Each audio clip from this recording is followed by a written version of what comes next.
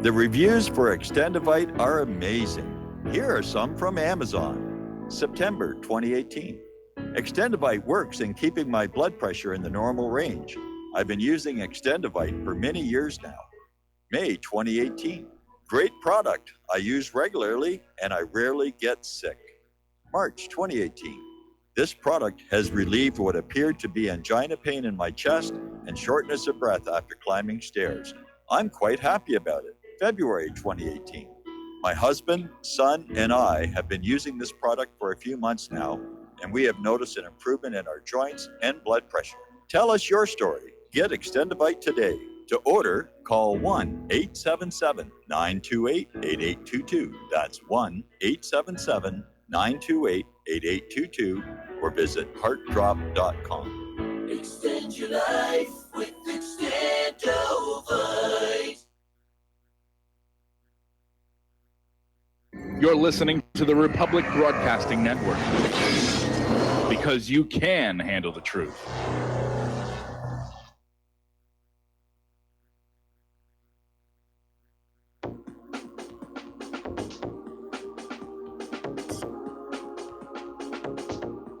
What Really Happened with your host, Mike Rivero. You're listening to the Republic Broadcasting Network, where you'll find out what the Fukushima's going on. And aloha, America. Welcome to our show today. It is Tuesday, December 18th, 2018. 1 week to go until Christmas. If you have not got your shopping done, well, you know what you need to be doing here. Anyway, we've got a lot of stuff to talk about today. The phone lines are open, 800-313-9443. That's 800-313-9443. Mike is in our control room, ready to answer the phone, put you on the air with your comments, questions, whatever, observations. Anyway, a lot of people still talking about the Yellow Vests protests, which are still going on in many parts of the world. I understand they're going to have one in California in the very near future. And of course, the media is out there saying, well, you know, it's starting to fade away. Well, you know, we're getting into Christmas. A lot of these people probably haven't done their shopping. And the weather in many of these countries like the Netherlands and Belgium and France, it's getting cold. But I imagine next spring we might see this thing definitely revive. So there was an interesting article, this came out of UNS.com, about the end of dystopia. And it's a very positive view of what's going on. And the author says, just thinking of a French Revolution makes me feel young because I remember the previous one in May of 1968, the revolution of forbidden to forbid. And basically in that time period, France had devolved into a very rigid society, much as it is today. And following that revolution, everything loosened it up. You could flirt with the opposite sex. You could smoke out in public. It was a really good time here. And so this article is basically saying that, yeah, the world is ripe for a new French Revolution, and just in time for Christmas here. So there's another more serious article over here in Journal Neo. What happens if the French Yellow Vests win? What if taxes are reduced, wages increased, Macron steps down? And we're not talking here about that fuel tax. They've already called that one off. And we're not talking about the very slight increase in the minimum wage. The French government's already agreed to raise it by 100 euros per month. Ooh, you know, pop the champagne corks on that one here. But we're looking at about real fundamental changes, which the Yellow Vests seem to want, which is substantial tax reduction for the majority of French citizens, major increase in wages, and enhancement of social benefits. So what happens if they get this? What will happen? Who would benefit? Who would lose? Well, obviously, Macron isn't going to go along with all of this stuff. He was put into power by the elites. And these rich folk expect their privileges to be guaranteed, even increased.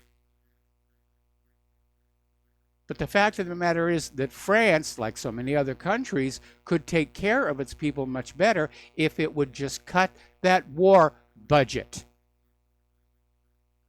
That's really at the heart of it. The reason things are so difficult in France economically is so much money is being sucked out of their economy to pay for wars as part of the U.S. coalition against whoever we're bombing right now. And I think the people of the world need to realize that the reason they're struggling so hard and having to make do with so little, working harder than they ever have in their lives and having less for it, is because of this war agenda that's out there. I mean, the money just pours through the war machine like it's a colander. And they're not even taking care of the money they get. We're talking about trillions of dollars that are unaccounted for over at the Pentagon. You know, well, golly gee whiz, General, it was here a second ago. Yuck, yuck, yuck, yuck, yuck, yuck, yuck, yuck. That's okay. We'll just raise the taxes on the people again, or we'll cancel a highway project or something here. So we're in a wartime economy. They don't want to admit it, but that's exactly what's going on. And that's why our roads are cracking and our bridges are crumbling and our dams are in danger of collapse. The nation is basically rotting from neglect because all the money is going into the bombs and F-35s and F-22s and aircraft carriers and all that other really cool stuff, which even most people at the Pentagon hope never actually has to be used, probably because then they'll find out it doesn't work all that well. But it's money and promotion. That's what they want. Eisenhower warned us about the military-industrial complex literally exerting power over the rest of the nation for its own benefit. And that's what's happening right now. Okay, now over in the Black Sea area, the United Nations General Assembly has approved a resolution put forward by Ukraine on navigation in the Azov and Black Seas. Now, it passed by a 2/3 majority, and the resolution's calling on Russia to stop restricting international navigation in the Black Sea and the Sea of Azov.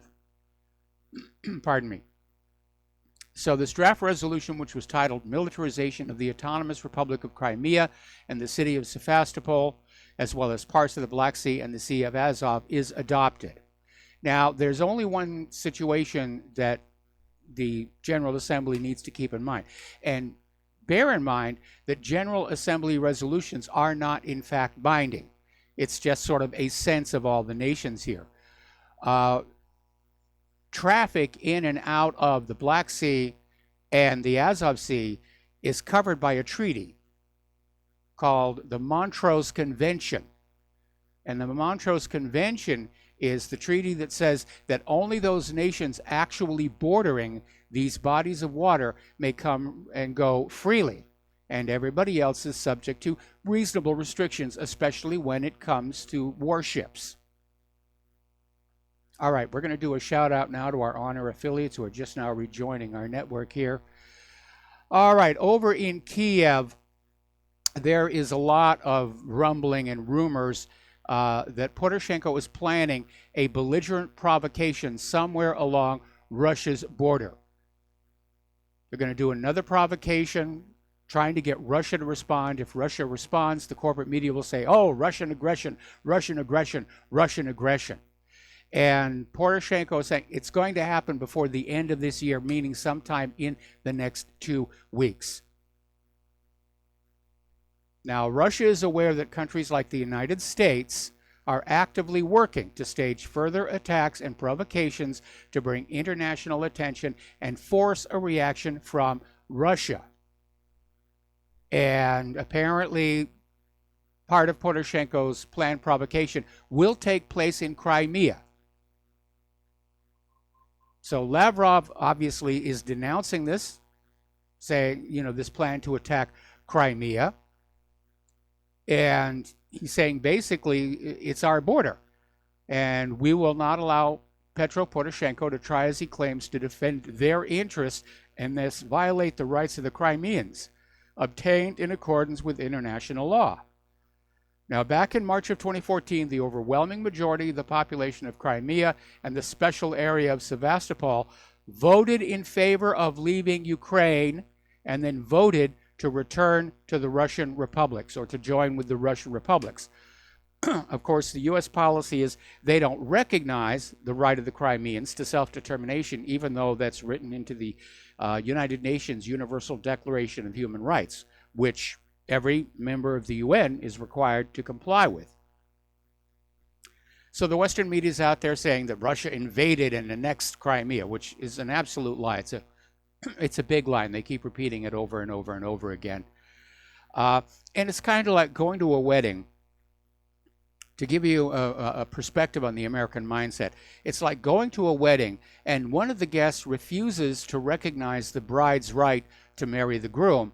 Therefore, by default, the groom has kidnapped and raped the bride. That's really how absurd this whole thing is. Now, the other day, somebody had put out this article on the web about Russia had deployed 100 fighter jets to Crimea, and it was meant to just rattle everybody. The actual number is 10. And apparently this is in response to remarks by Lavrov that Kiev was planning an armed provocation in the coming weeks and before the end of the year. Now, this is the 18th, so you know it's going to happen very, very soon. So the Russian news agency Interfax said that Moscow had sent more than 10 Sukhoi Su-27 and Su-30 fighter jets to the overhauled Belbek Air Base in Crimea as part of a permanent deployment. And this announcement came after Russian Foreign Minister Sergei Lavrov said in an interview that Ukraine was preparing an armed provocation with Russia on the border with Crimea during the last 10 days of December, which pretty much means starting as early as this weekend here. So there could be a shooting war. Over at the U.S. State Department, they're not ruling out yet more sanctions against Russia over the Kerch Strait incident. And basically, again, the media spin is Russia seized 3 Ukrainian Navy vessels that violated its maritime border. That part is accurate. Now, Russia allows shipping in and out of the Azov Sea, but the Kerch Strait is very narrow. If you look at it in Google Earth, the shorelines seem to be wide apart. But look at the blue part, and look where the light blue part is. That's shoals. It's too shallow to run ships through there, and you'll see there's a dark blue strip down the middle, which is where a channel has been dredged out and is kept dredged out. That's where the ships go, and it can only handle so much traffic. So Russia has a very reasonable restriction, which is let us know 48 hours in advance that you're going to be coming through, and then confirm 24 hours in advance. Now that, to me, is a perfectly reasonable thing to do. And it's for the safety of your ship. It's for the safety of the other ships around you. But what Ukraine did with these 2 patrol boats and tugboat, they just charged right on through. They didn't notify Russia at all. And they just charged on through. They refused an order to basically stop. Russian patrol vessels came on out. The Ukrainian vessels, again, refused to stop, which resulted in the ramming. Fortunately, nobody pulled a trigger over there. But again, it's all, it's Russia. It's all Russia's fault. How dare Russia? Oh, we got a caller on the line. Layla in Ontario. I missed you the other day. What's on your mind? Yeah, hi, Mike. Sorry to call so early, but I do have to go out, so I wanted to make a quick comment if I can. Please do. It's regarding Trump and why he's failing as a leader. I don't think it takes a great deal of imagination to assume that he's been threatened and he doesn't want to end up like John Kennedy, or that his children or grandchildren have been threatened. So if that were you in his position, what would you do? Especially when you know you are only one person against a huge number of rival factions. You know that nobody is going to come out on top except those who are most brutal. But anyway, reading the Constitution, Americans really should read the Constitution, because within there it is implied, if not explicit, the obligation when your country or your government is treacherous or fails to lead you, you have an obligation to bring it down, whatever means are necessary. If we're afraid of violence, nobody likes violence because it always has unpredictable consequences, but it may just be kicking the can down the road. I think Americans have to stop and decide, is the military loyal to the country, or has the military been bought off? These are the things that have to be determined. Simply sitting in one's living room and on the couch and complaining, Trump isn't doing this and Trump isn't, he's not Superman. And he has no miraculous powers. Even Jesus couldn't bring himself down from the cross, for those who are believers. So I think we have to, and Canada, I don't know if you're aware, but Lloyd Axworthy, who used to be the federal finance minister at the UN, said that because of the migrant compact, there's now an obligation to take in not only any migrants, but those migrants that are now in Tijuana. So we're all in jeopardy, and the U.S. is going to be sandwiched by Canada and Mexico and everyone else who will be rushing to its border. There is no good option available anymore, and I think people have to prepare for that. And one final word, everyone keeps, yesterday Mark said something about, we need socialized medical care. All right, in Montreal yesterday, they announced they had done a face transplant. That would have cost multi-millions for one person, when there are people in Canada on socialized medicine who have been on waiting lists while they suffer in pain in order to get into hospitals. One reason I have instructed anybody that I know, if they find me unconscious, let me die, do not ever take me to a hospital. I have read about cases where people who are unable to help themselves while in this socialized medical system of hospitals, where nurses don't care, they found one mentally ill patient who was in the same room with another person who was disabled, force-feeding him feces. So that's what happens when you have universal medical care and everybody rushes to your country in order to be able to use your free medical care. There are just too many people on this planet.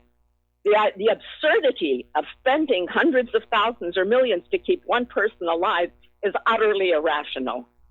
We have to recognize that we have to make room for new blood. And unfortunately, the new blood that's coming up is badly educated or indoctrinated. There are a lot of ideas I've covered here, but the point is that the future is very bleak, whether it's financial, whether it's social, whether it's medical, whether it's military. We have to prepare that we have regressed.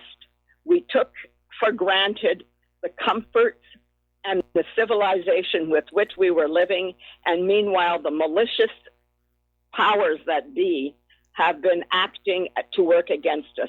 And by the way, yesterday you said something about Britain's Christopher Steele being a spy for the British.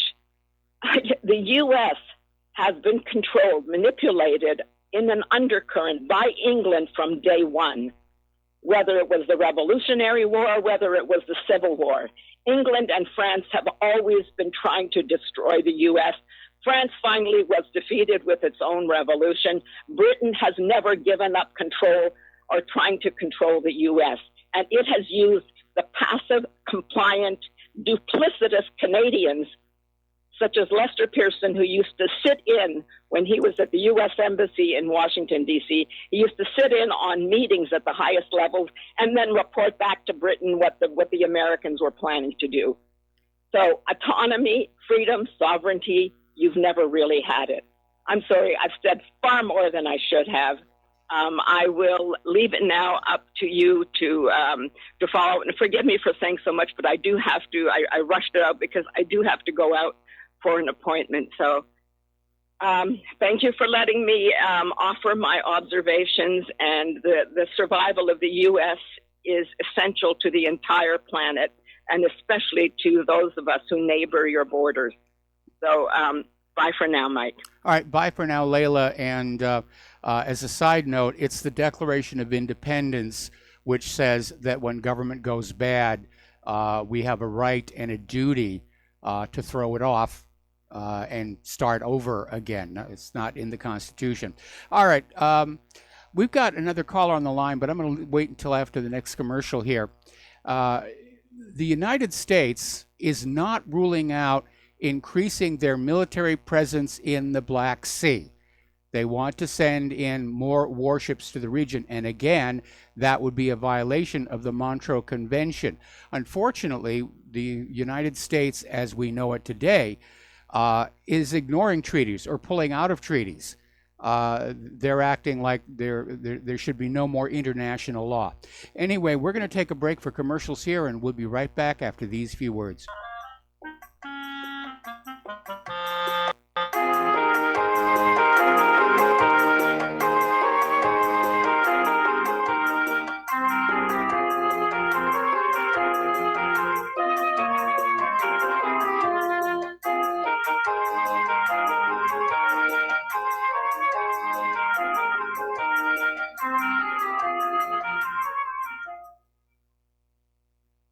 The First Amendment in the Bill of Rights limits the government's power by ensuring freedom of speech and preserving the rights of the people. Every day that passes, our rights gradually slip away. It's time to take a stand and let the government know we're tired of losing our rights. LibertyStickers.com will allow you to express your rights and allow millions of people to see you stand up for what you believe in.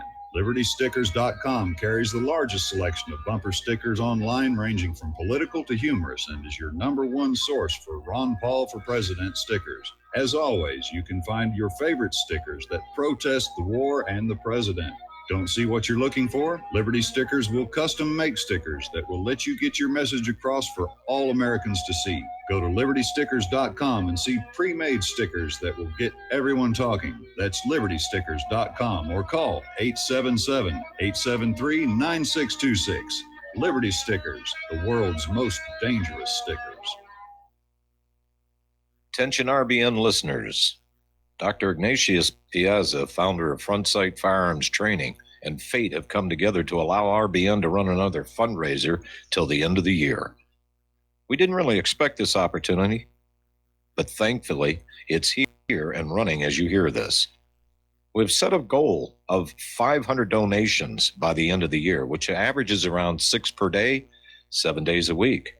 When you realize all the folks listening to RBN all hours of the day and night, we think our goal is realistic and extremely critical to keep RBN on the air. If everybody listening will seriously assess their ability with firearms and then take advantage of this opportunity, we feel our goal is very conservative. Please take the time to look over Front Sight's website to get an idea of an amazing facility and the world-class training that's going on there. If this interests you, you likely will have like-minded friends that would like to know. Tell them. If for some reason some listeners are not personally interested, consider sons and daughters, close friends, nieces or nephews, top valued employees, inform club members, share the opportunity with police and fire departments. It's not too early to plan Christmas presents for special people. This fundraiser has come at an extremely critical time for RBN because the dire need for equipment upgrades. We're running on the spare tire currently with no money to fix a flat, and the fuel gauge is bouncing on E. This is one of the most valuable ways you can help RBN financially because you get Commander lifetime membership value that is 50 times your donation and can be passed on forever. How many times during life do you get to leave a legacy? See more details and contact info on our webpage, republicbroadcasting.org, and thank you.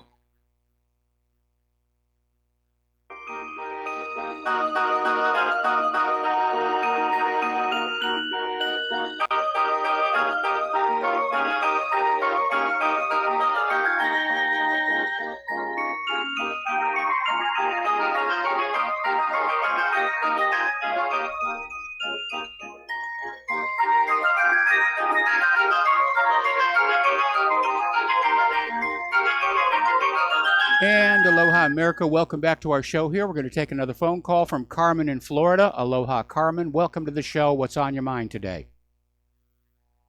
Thank you, Michael. I appreciate it. What's on my mind today is what the former Leah just spoke. She was talking about our president, Donald Trump. Yes. He's not a Superman, she said. She said even Jesus Christ couldn't bring himself down from the cross. I am a very studied, serious Christian. That's the greatest insult, one of the greatest insults anyone could ever say to a Christian. Jesus Christ was Yahweh, the creator of the universe, incarnate in the flesh. He could have brought himself down from the cross. He said he could have when Peter didn't want him to go to the cross. He said he could have called the legion of angels down. He didn't need to do that. He could have brought himself down from that cross. So, that he came to redeem our sins. He was a sinless human being taking the form of a man. He could have brought himself down from that cross. So this thing about even Jesus Christ couldn't bring himself down from the cross, there's a verse of scripture that says, professing to be wise, they become fools. She has a complete fool in making a statement as ridiculous and unstudied as that. Well, thank you for your opinion. It's insulted us. So, like I said, thank you for your opinion, and we're going to let you go now and get back to the news. Thank you very much. Okay, so we were talking about how the U.S. Is refusing to rule out increasing their military presence in the Black Sea, even though it would be a violation of the Montreux Convention.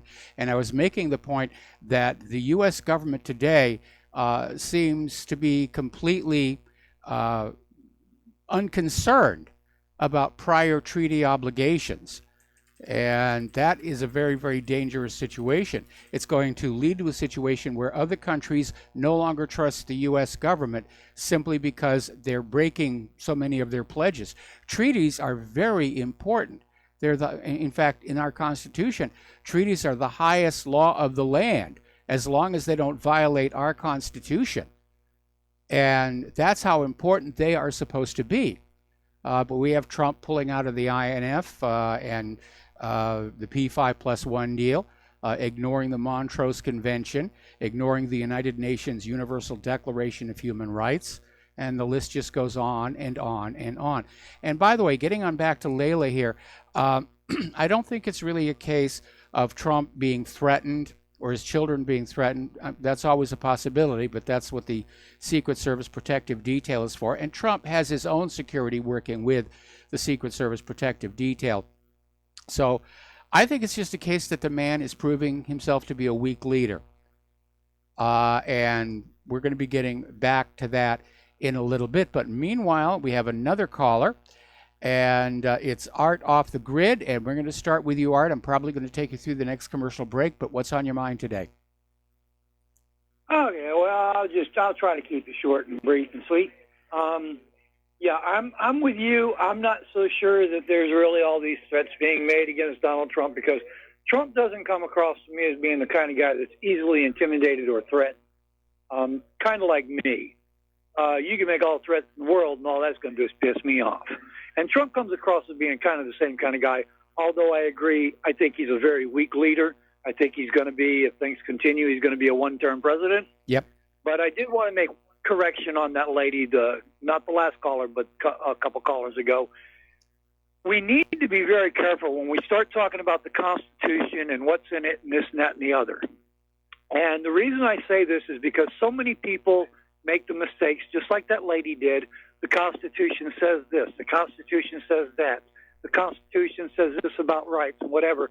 You've got to remember, folks, the Constitution says absolutely nothing about rights. It doesn't guarantee or protect anything as far as rights go. Those are contained within the Bill of Rights, which are backed up and supported by the Constitution. Yes. As far as this about doing away with oppressive governments, you show me anywhere in the Constitution where it says that you have a duty to overthrow or do away with a damaging, destructive, tyrannical government, and I'll kiss you anywhere you want to be kissed, in any place you want to be kissed at. Well, like I said at the end of the phone call, I think Layla was confusing the Declaration of Independence for the Constitution, because in the Declaration it says when a long chain of abuses and usurpations pursuing inevitably the same object evinces a design to reduce them under absolute despotism, it is their right, it is their duty to throw off such government.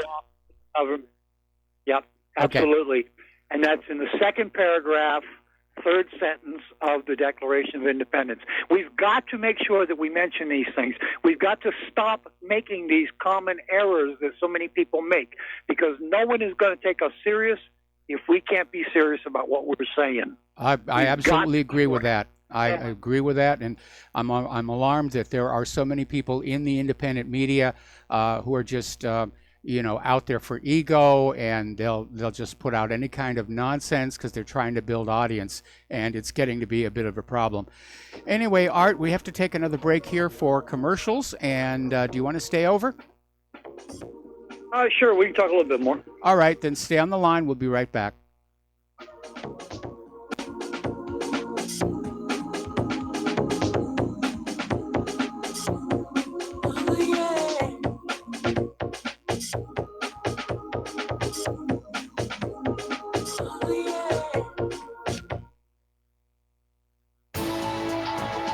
You are tuned in to the Republic Broadcasting Network. Visit our website by going to republicbroadcasting.org.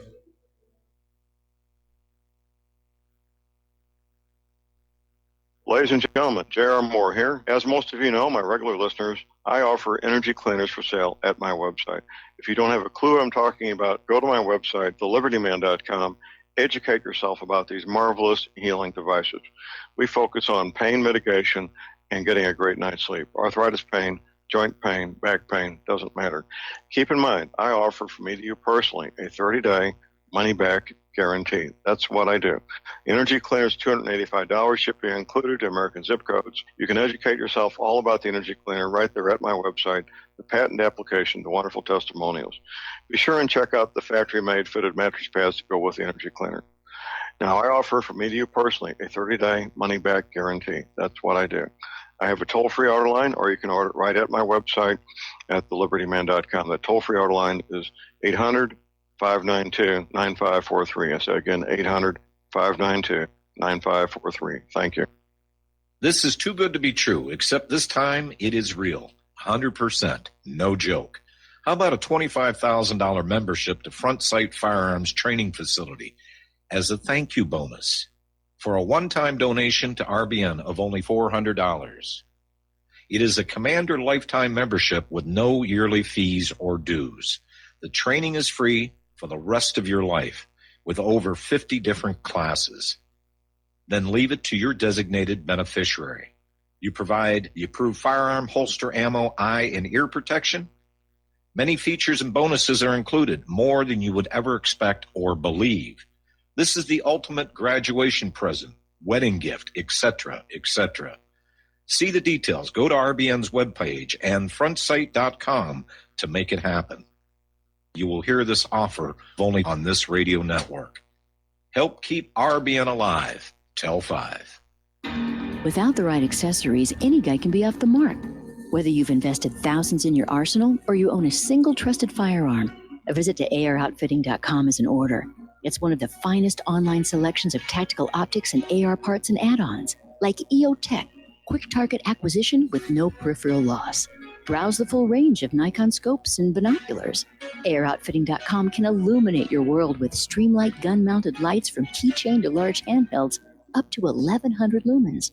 Find some stability with Battenfield tactical bipods. AROutfitting.com has CMMG gun parts, barrels, assemblies, handguards, part kits, and more. Plus mag-full clips and magazines. I know I've got you excited, so take a breath. Head to AROutfitting.com. The site's super easy to navigate and features a ton of technical info, including links to manuals. We also welcome vendor and manufacturer inquiries. Remember, if you don't see it, we can get it at AROutfitting.com. When all this twisted steel was swept away, did these remaining holes reveal what's really happened?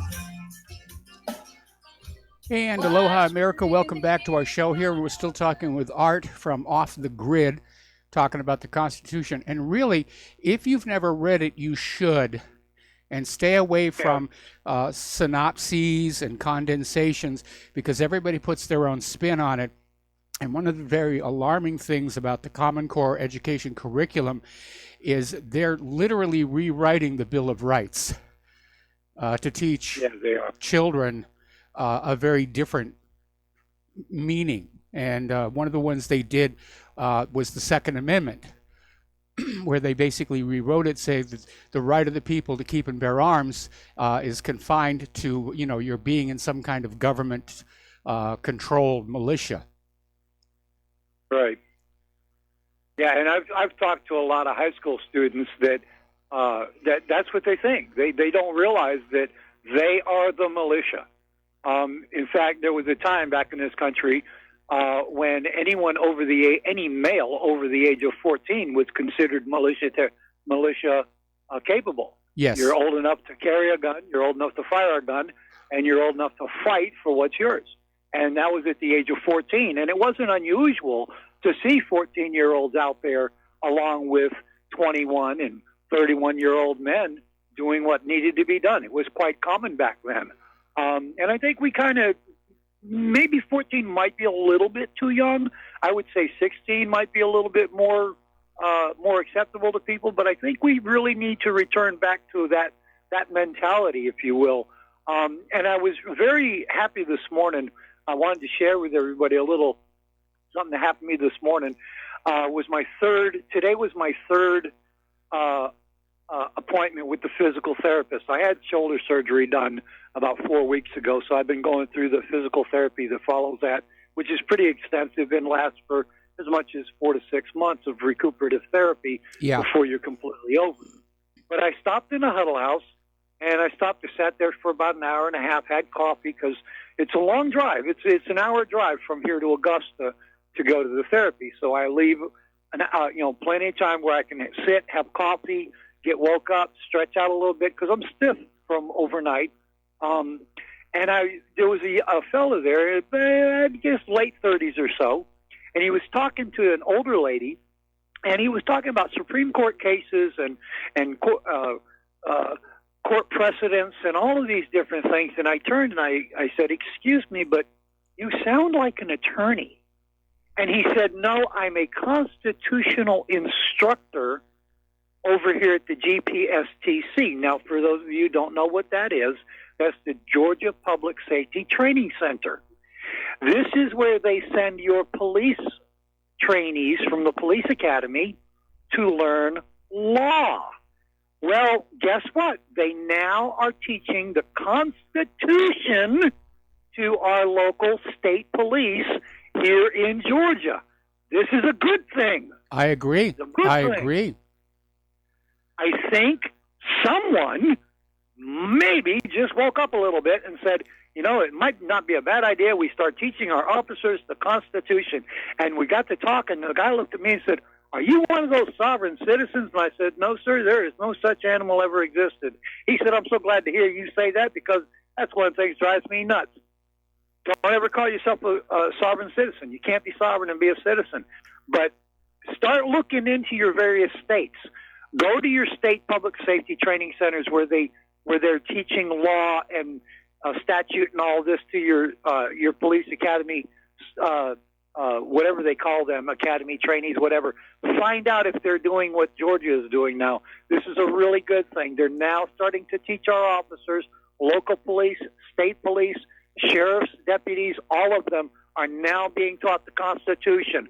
Great move, I think. I agree. And when you also consider the number of police departments that are now refusing these training trips to Israel, I think we're starting to see a pushback against the brutalization of the police force. Now, if we could just get them on those off of those prescription antidepressants, I think a lot of the gratuitous violence would go away.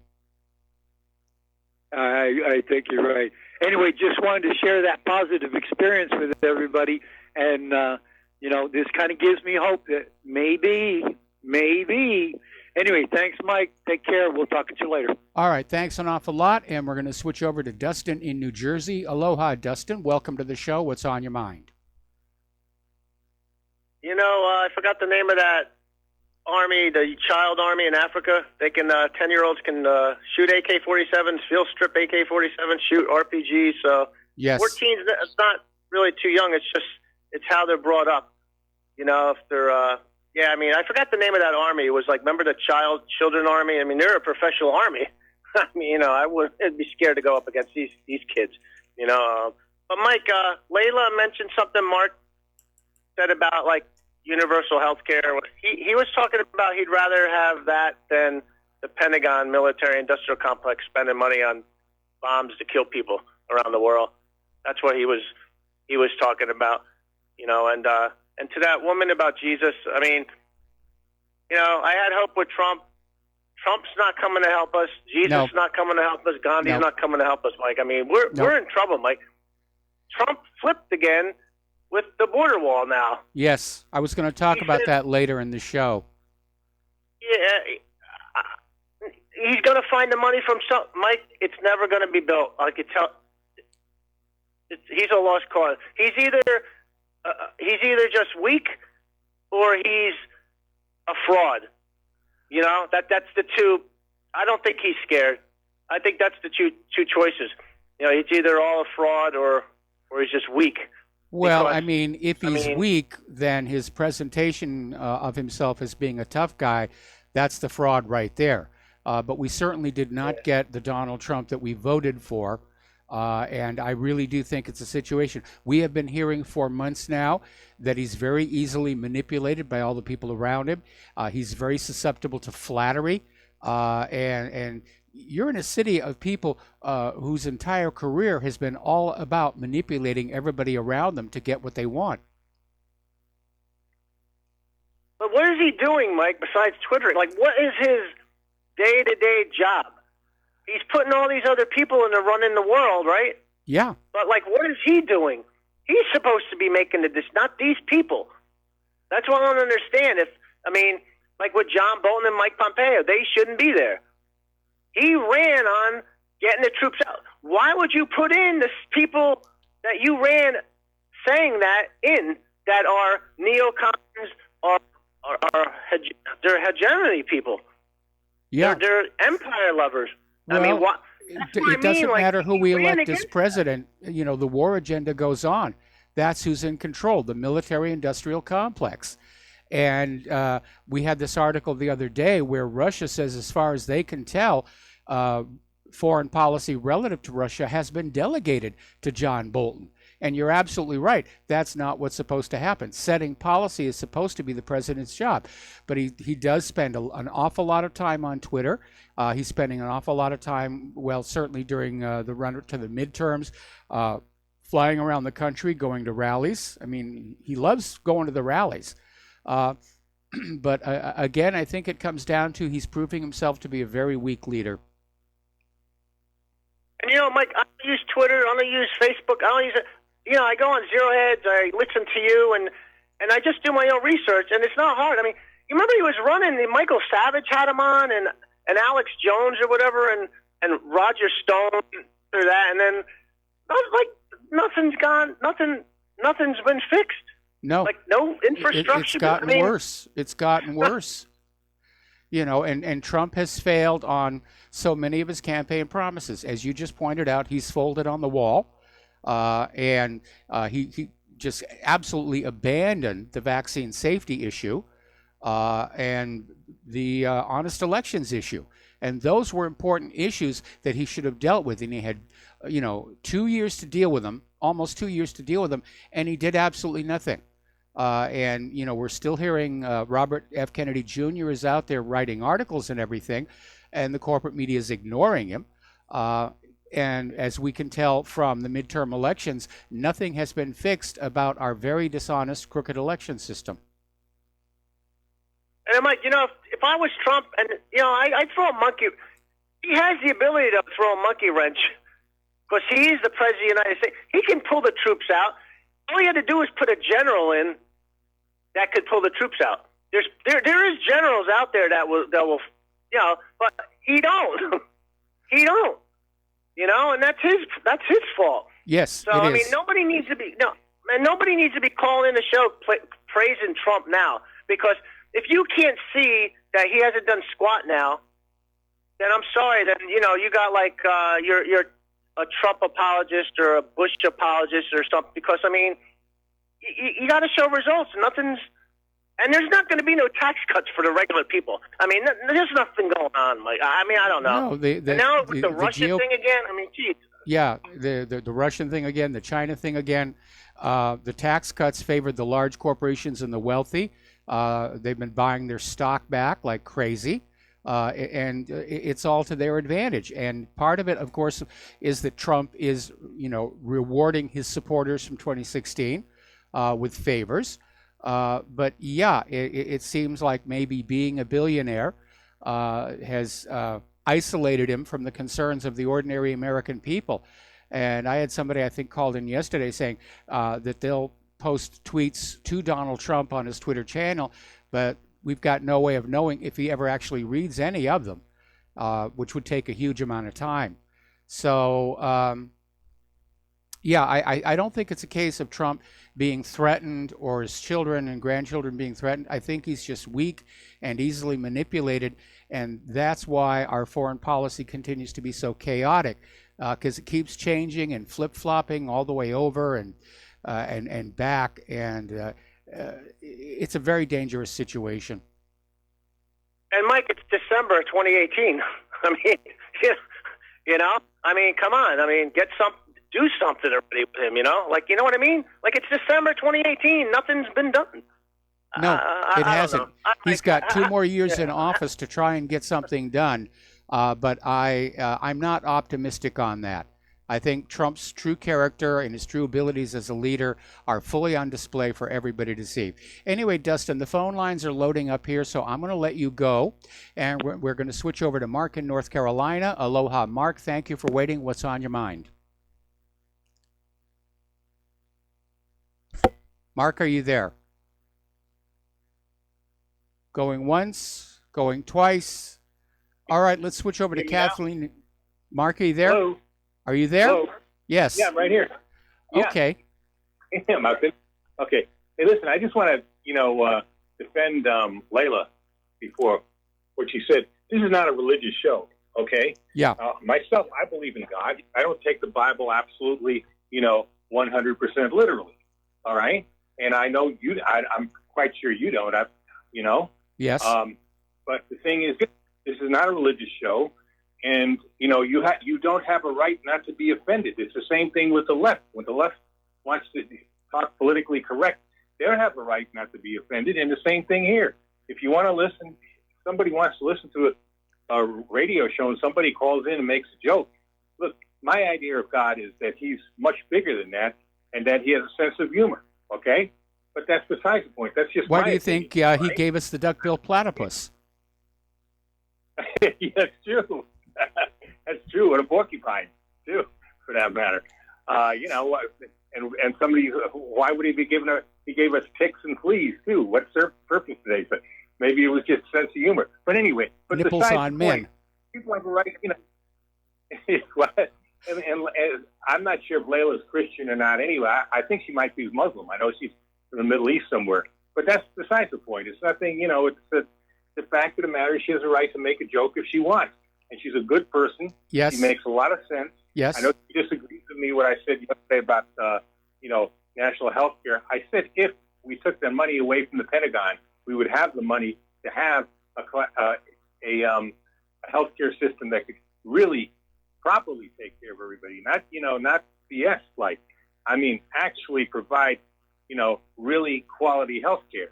That's I believe with the money that we would save by cutting that Pentagon budget in half or even 3/4, and we would still have enough weapons to blow up the rest of the world. The only thing we should worry about as far as defense is somebody attacks us or perhaps tries to blockade us. That's the only time we should be prepared to react. Other than that, what happens around the world is none of our business. We have no business in the Middle East. We have no business in Europe. We have no business in Asia. I don't care about the South China Sea. They call it the South China Sea for a reason, right? I don't care about any of that stuff except what happens in this country right here. We have no business interfering in anybody else's business, and we have no business provoking another superpower. Okay? Yes. Between the two of us, we could turn this Earth into ash. So that's what I was talking about. A proper healthcare system. You know, Russia has spent $61 billion on their defense, and yet it really is defense. And if we tried a war on the border, if it stayed conventional, be honest about it, they'd kick our butts. Okay? Yes. They'd kick our butts. They're prepared to defend their country. Well, and we wouldn't be defending ours by being over they're there. spending so much less than the United States. In fact, last year Putin actually cut Russia's military budget, but they're producing all of these amazing weapons. In some of these areas, the United States is years behind because the vast majority of the defense budget is being spent maintaining over 700 military bases around the world, to garrison the world, to make sure that none of those other nations gets uppity ideas about, running their own affairs. Exactly. And the thing is this, he cut it from $69 billion to $61 billion. That's because he's interested in defending Russia. Maybe, a few countries very close to it. He had to do something about Syria. He was concerned about ISIS. ISIS was trying to spread their poison into parts of Russia. So that's the only reason he took any kind of action there. He is concerned about defending his country. And by the way, as far as national health care system, Russia has one, and from what I understand, it's pretty good. Peter Lavelle, who's on Crosstalk, runs Crosstalk. You see, American, but he lives in Russia. He was talking about the healthcare system. He had to deal with it. He said it's excellent. Okay, Mark. He said it's all Mark, got to take another commercial break. Got to let you go. I'm sorry. We'll be right back. Okay.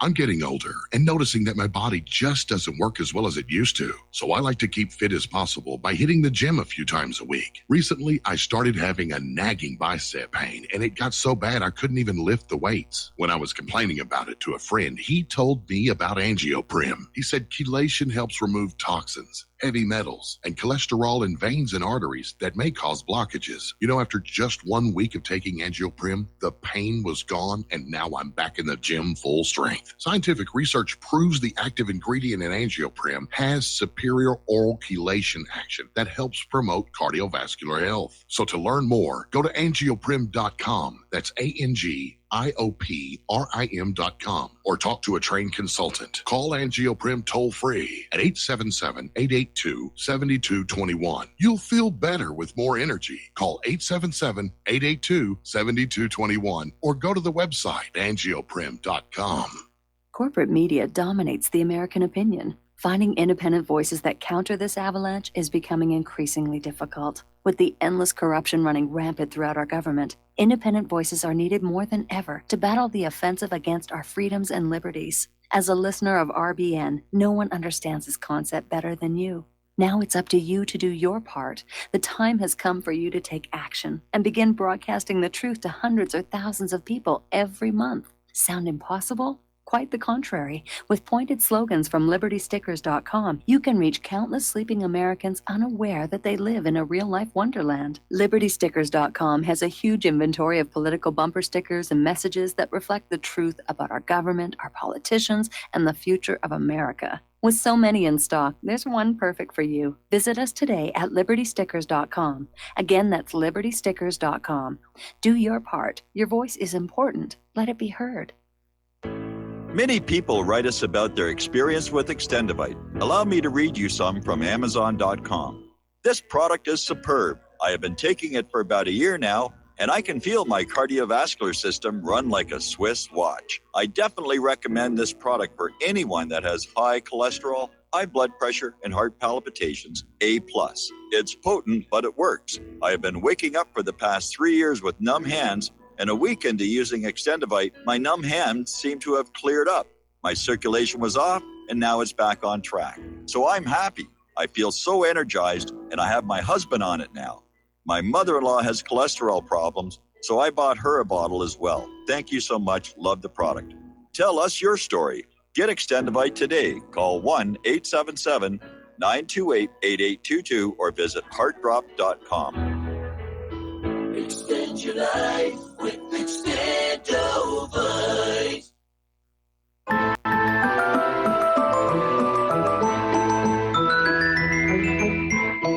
Welcome to What Really Happened Radio. Visit us online at whatreallyhappened.com. And now, set your eyes on the future and let's consider what really happened. And aloha, America. Welcome back to our show. We're going to go back to the phones here to Kathleen in Paris. Aloha, Kathleen. Welcome to the show. What's on your mind? Hi, Michael. Thanks for taking my call. I can chime in on a few of the things that you're talking about, but I want to get to the Corbett report later. But first of all, I think the history about building walls instead of bridges, I've seen some studies on that, and normally walls don't work anyway. But that's just the point. It certainly does in Israel. About Trump and what he's... that story's not over, is it? Okay, about some of the people I listen to about Trump think that and there's some agreement, Liz Crokin is one, the SGT report, X22. These people think that Trump is putting judges and especially judges in place to go after pedophiles, high-ranking in the government. It would be good if he was going to do that. I know that there actually does seem to be some progress regarding low-level pedophiles, which I applaud. Yes, I know, but they think that Kavanaugh and a lot of other U.S. judges and prosecutors are being put in place. Then there's the revamping of the prison over there in Cuba, Guantanamo. Yes. But anyway, now also just a little quick word about what's going on in Paris and France and the Yellow Jackets. Really what I want to say is I had an experience today from a French person that made me realize just how terribly polarized all of our populations are, and the states too, I'm supposing. Because when most of us saw the time when a bunch of cops took off their helmets and Yellow Jackets cheered and burst out in song singing the national anthem, and it was quite a happy thing, and we were all kind of happy to see that. Yeah, you can't believe this guy's take on that. He said that they were hot, and they took off those helmets because they were hot. Oh, man, the corporate media is getting desperate.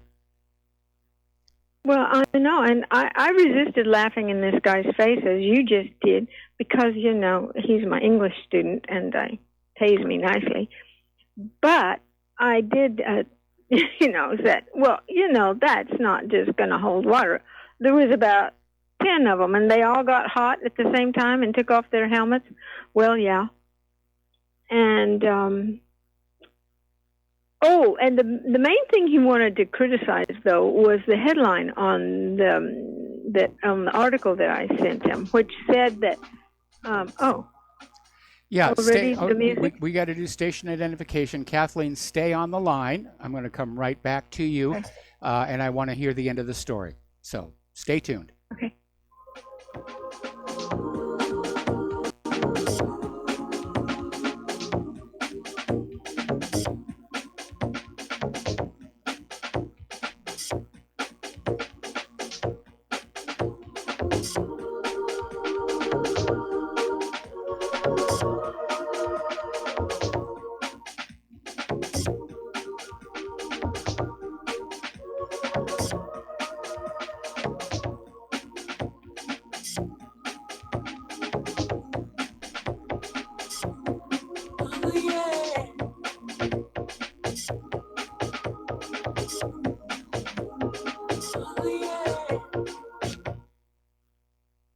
This is too good to be true, except this time it is real. 100%. No joke. How about a $25,000 membership to Front Sight Firearms Training Facility as a thank you bonus for a one-time donation to RBN of only $400? It is a Commander lifetime membership with no yearly fees or dues. The training is free for the rest of your life with over 50 different classes. Then leave it to your designated beneficiary. You provide the approved firearm, holster, ammo, eye, and ear protection. Many features and bonuses are included, more than you would ever expect or believe. This is the ultimate graduation present, wedding gift, etc., etc. See the details. Go to RBN's webpage and frontsight.com to make it happen. You will hear this offer only on this radio network. Help keep RBN alive. Tell 5. You're listening to Republic Broadcasting Network because you can handle the truth.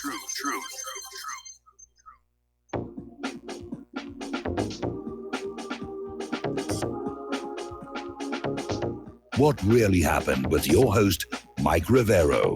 The history the government hopes you never learn. Here is your host, Michael Rivero. And aloha, America. Welcome back to our show. We're talking with Kathleen in Paris, and Kathleen was telling us about her perception of the yellow vest or yellow jacket movement and how polarized the people of France seem to be over this issue. As of the last poll that I saw, 70% of the French people support the yellow vest. So, Kathleen, if you would sort of finish up your story. Yes, you're right. Most of the ordinary people support the yellow jackets, and some of the people I've talked to even join them. For example, my bus driver. Okay. He said that, on Saturdays he goes over there. And but the thing that this guy was criticizing about the story of the police taking their helmets off was the headline on it implied that the police were in solidarity with the protesters and fraternizing and I mean I could see that was an assumption, not too much of a stretch. They no, on the into video song it was singing. pretty obvious. They were all being buddy-buddy. I know, but somebody that's a hardcore Macron supporter can't see that, or they're going to buy into the slightest thing. It was hot, and they got on all these clothes, and they took off those helmets because they were hot. Well, that would... You're right. I don't know about the French police, but I know here in the United States, that would be a violation of protocol, violation of the rules for which they could be fired. And, of course, there's also the possibility of if you do get into a confrontation and you're not wearing your helmet, you could get a crowbar, upside of the head, and that would be a bad thing. Yes, but then there's after that event there was the many cases of the police obeying their orders, as he puts it, and tasing and gassing and water cannoning and that. Yes. But anyway, so but in case you're worried about me, there's nothing like that near where I live. Good. And I am in the center. I am in the center of Paris. I'm in the 13th arrondissement, and but there's nothing around me. It's isolated in places like République and the Champs-Élysées. Okay, Well, what I really wanted to talk about, what? I was going to say, I'm very glad that you are safe. So you wanted to talk about one more thing? Yeah, Corbett Report today had that guy, Mark Skidmore, who assisted Catherine Austin Fitts in finding the 21 trillion missing. Yes. And is a wonderful interview. Everybody, you have to go Corbett Report and listen to that. Now, Mark Skidmore and James Corbett agreed.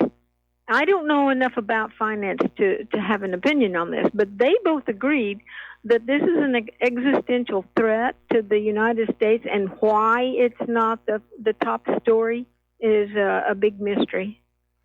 Well, it's an embarrassment to the government as a whole. I mean, look at what happened back in 2001, where Secretary of Defense Donald Rumsfeld had to get up in front of a press conference and admit the Pentagon couldn't account for some $3 trillion. And it should have been the economic military scandal of the year, but the very next day, 9/11 happened. And so, you know, Rumsfeld basically got to skate clear on that one. It's not something they want the American people thinking about, especially when everybody's dealing with higher taxes, and then we find out the government's just losing the money. But it's getting to be kind of, in a lot of places you hear about this $21 trillion. Yeah, it's a lot of money. It's like, well, one of Catherine Fitz's speculations is that it's gone to a space program. And another story that I heard was that this person found that elevator stock is booming, and because construction is not booming, you have to wonder why, who's using all these elevators, and the speculation, of course, is underground. Well, I would buy underground, definitely. We know the government loves to burrow underground. We saw a lot of that when we were living in North Hollywood, and there have been some strange vibrations here where I'm wondering if there's some tunneling going on as well. That I would definitely buy. Space station, no, there are just too many amateur satellite watchers out there. They would spot a new object that wasn't on the existing charts, and it would be all over the various blogs about, you know, space and satellites and stuff. Underground, definitely yes. Or it could just be corruption and embezzlement. But it does show that the government is just very reckless with the spending. Now, the entire $21 trillion didn't go into the Pentagon. My understanding is the Pentagon has lost about $8 trillion, which is still a lot of money. It's more than the cost of all the wars over the last 17 years. But the rest of that $21 trillion is within the federal government itself. And, HUD, a lot of it went out through HUD. Yes. She can find where it went out. She just can't find where it went to. So I'm just telling you what she said. I don't understand anything about it myself, but so I think everybody should listen to Corbett Report. He's talking to the guy who really knows and is working with Catherine Austin Fitz on this. Well, it's definitely a big story. Anyway, Kathleen, I got to let you go.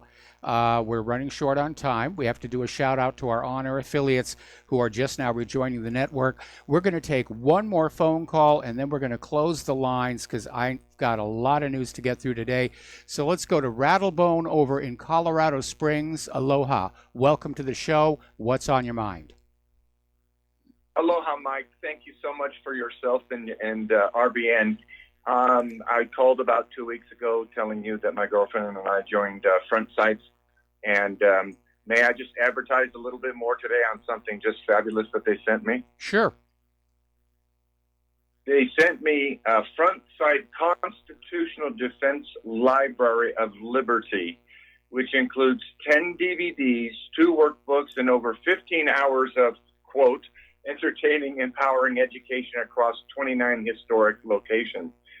They sold this for $99. I believe this midnight that will expire. It doesn't ever stop there with Dr. Piazza. He then credited my Front Sight account for $395. This can be spent in the Front Sight store for tactical pants, boots, bags, hats. You can even use it, I think, for camping out there or something like that. So my girlfriend bought a set because she's, in San Jose and I'm here in Colorado Springs. So she's going to dispense the Library of Liberty over there, and I'm going to share with whatever, with the new people I'm coming in contact with here. But it's just so marvelous. I just ask, please, your listeners, please join. with the things you've been talking about this last hour, constitution-wise and protests and things, I think it's going to come down to a big thing, and this is why I came over to Colorado, is so I can learn more about the Second Amendment. And this is exactly what I'm so enthusiastic about coming out of California. So thank you, sir, for RBN. Thank you for you. You've got to always have a fabulous program, sir, and I'm very blessed to listen to you. Well, thank you very much for the kind words, and a reminder to our listeners again that front site promotion ends on December 31st. And so if you've been thinking about doing it, you better make a decision real quick here. Okay, so we're closing the phone lines, and we're going to get into some news. We're talking about the various war zones. And apparently Turkey is ramping up its military preparations and propaganda campaign ahead of a potential attack on the Kurdish People's Protection Units, the YPG, in northeastern Syria. Now, the government of Syria is no more eager to have Turkey rummaging around their country than the government of Iraq. But on the other hand, on just yesterday, President Erdogan declared that the Turkish armed forces can start an operation any moment now in Syrian territory at any place, especially along the 500-kilometer border, without harming U.S. soldiers. Now, he recalled his demands that the Kurdish armed groups must leave the border region, first of all, the area of Manbij. If they don't go, we will send them. Now, during a speech at the Atlantic Council in Washington, D.C., U.S. Special Representative for Syrian Engagement James Jeffrey said that any offensive into northeast Syria by anyone is a bad idea.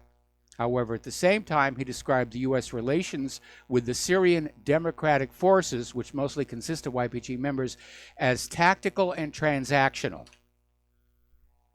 In other words, the YPG is being supported by the United States. All right, so a lot of stuff going on over there in Syria. There have been sporadic clashes between the Syrian Arab Army and militants continuing in northern Hama. The situation in the northern region of Afrin is continuing to deteriorate, and the U.S.-backed Syrian Democratic Forces continue their operation against ISIS in the area of Hajin. Now, Russia is feeling that the Syrian situation is coming under control. There's some obvious last skirmishes out there. They have cut their military flights in Syria down to just 4 a week. Now, at the height of Russia's involvement of clearing out these militants, these jihadis, the U.S.-backed terrorists, they were flying 100 to 110 sorties per day. And now they're down to 2 to 4 per week, mostly for reconnaissance purposes. So, Russia is also calling on the United States to reconsider their strategy in Syria. And Defense Minister Sergei Shoigu was sharply criticized U.S. policy in Syria and offered direct talks on the framework of the Intermediate Range Nuclear Forces Treaty, which has been in force between the two countries since 1987, which, of course, you've probably heard Donald Trump wants to pull out of it. And the situation in parts of eastern Syria, which is controlled by the U.S.-supported Kurdish-led Syrian Democratic Forces, remains deeply disturbing. He accuses Washington of doing little or nothing to restore peace and help the devastated region recover from the long war, as coalition airstrikes continue to murder civilians. He noted that at least 1,500 civilians have been killed in recent months, while the Syrian Democratic Forces wiped out the last remaining pockets of ISIS resistance. So it's ugly. Now, here is an interesting article. This came out of the National Interest, and it's asking, when will Trump bring home the U.S. forces from Syria? This is coming from Lieutenant General Frank McKenzie, who's been nominated to head the U.S. Central Command, CENTCOM.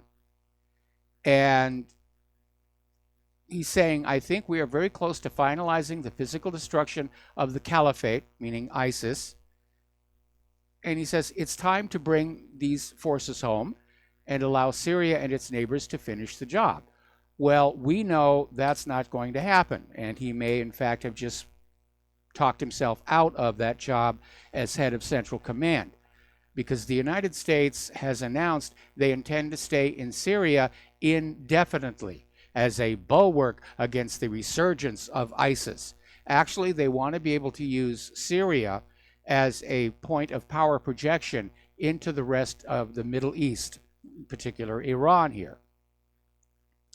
Now, Russia is looking to build a new shipyard in Syria's Tartus, and Deputy Minister of Defense Timur Ivanov said the Russian Ministries of Defense, Industry and Trade are working on this project to build this shipyard in the Syrian port of Tartus.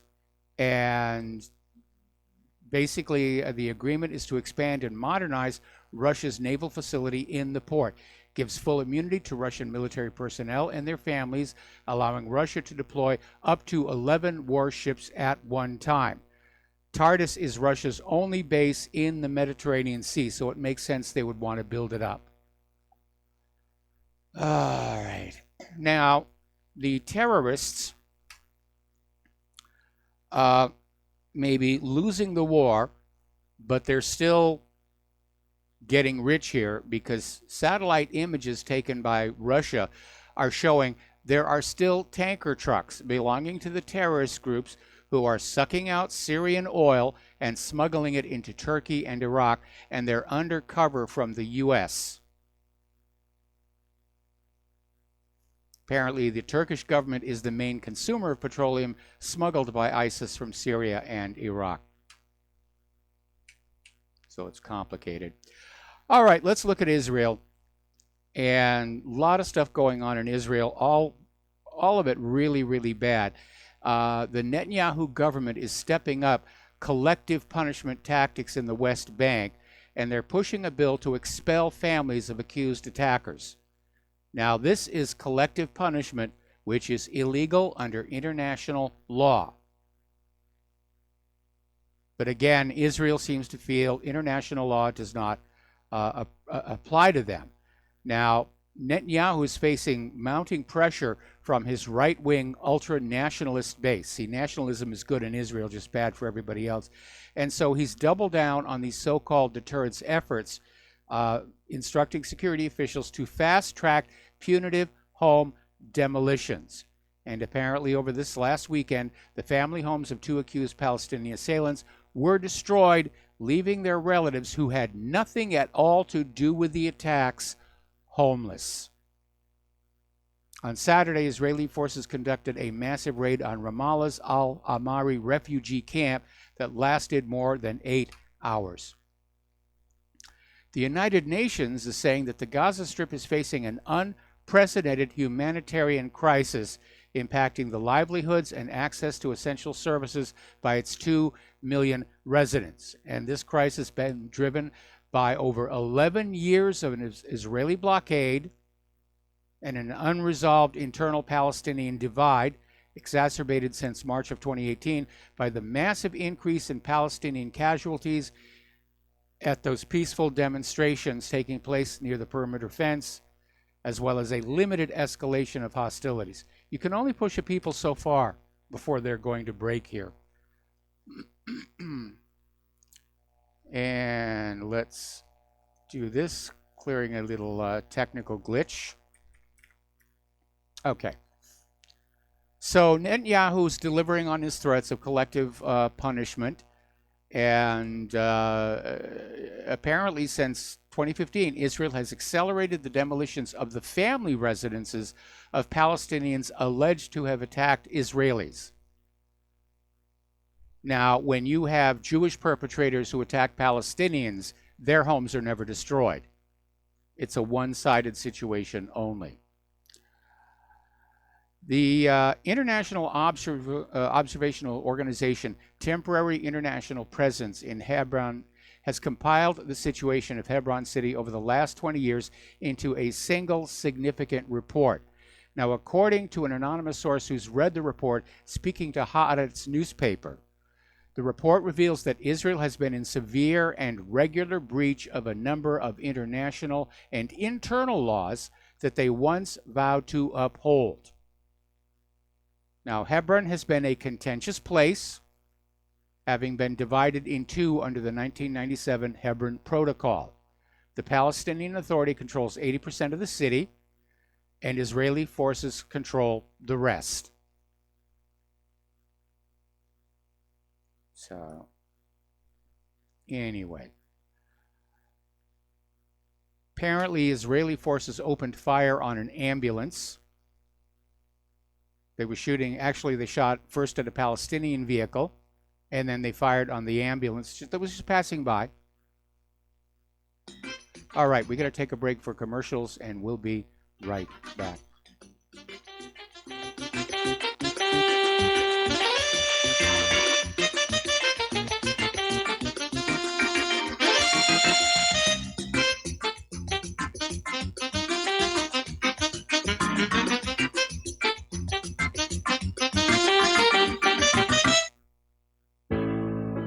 Many people write about their experience with Extendivite.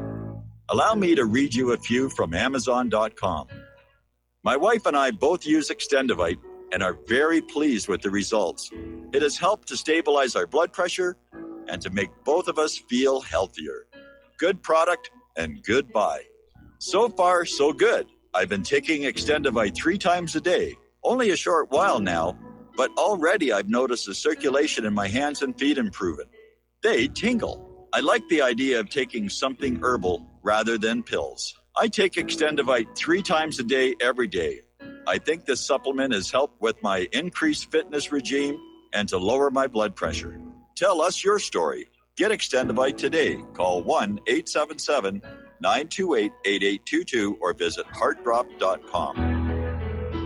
Extend your life with Extendivite. Folks, we're living in a world the likes of which we've never perceived any clearer than we do now. The plan for global governance has been in the works for generations and would have likely been achieved by now, but for the fact that the globalists left open their Achilles heel. With all their tools, Federal Reserve System, fiat currency, no child left behind, and then Common Core education introduced to our schools to dumb us down, vaccines, pharmaceuticals to lobotomize us, GMO foods, insertion of compromised or bought and paid for politicians, judges, mainstream media propaganda, all pieced together like a puzzle designed to ultimately bring the world under submission. But with all their strategy, they forgot one thing: knowledge. And knowledge is power. With knowledge, their bombardment is nullified. Folks, with that, as brilliant and knowledgeable as you've become, among the wisest audience of any radio audience in the world, and you are, I want you to take a moment to reflect and ask yourself, how much of that knowledge did I obtain from Republic Broadcasting Network? How high has my consciousness been raised since I've been a listener? How fast am I now able to discriminate truth from fake news by being a Republic Broadcasting listener?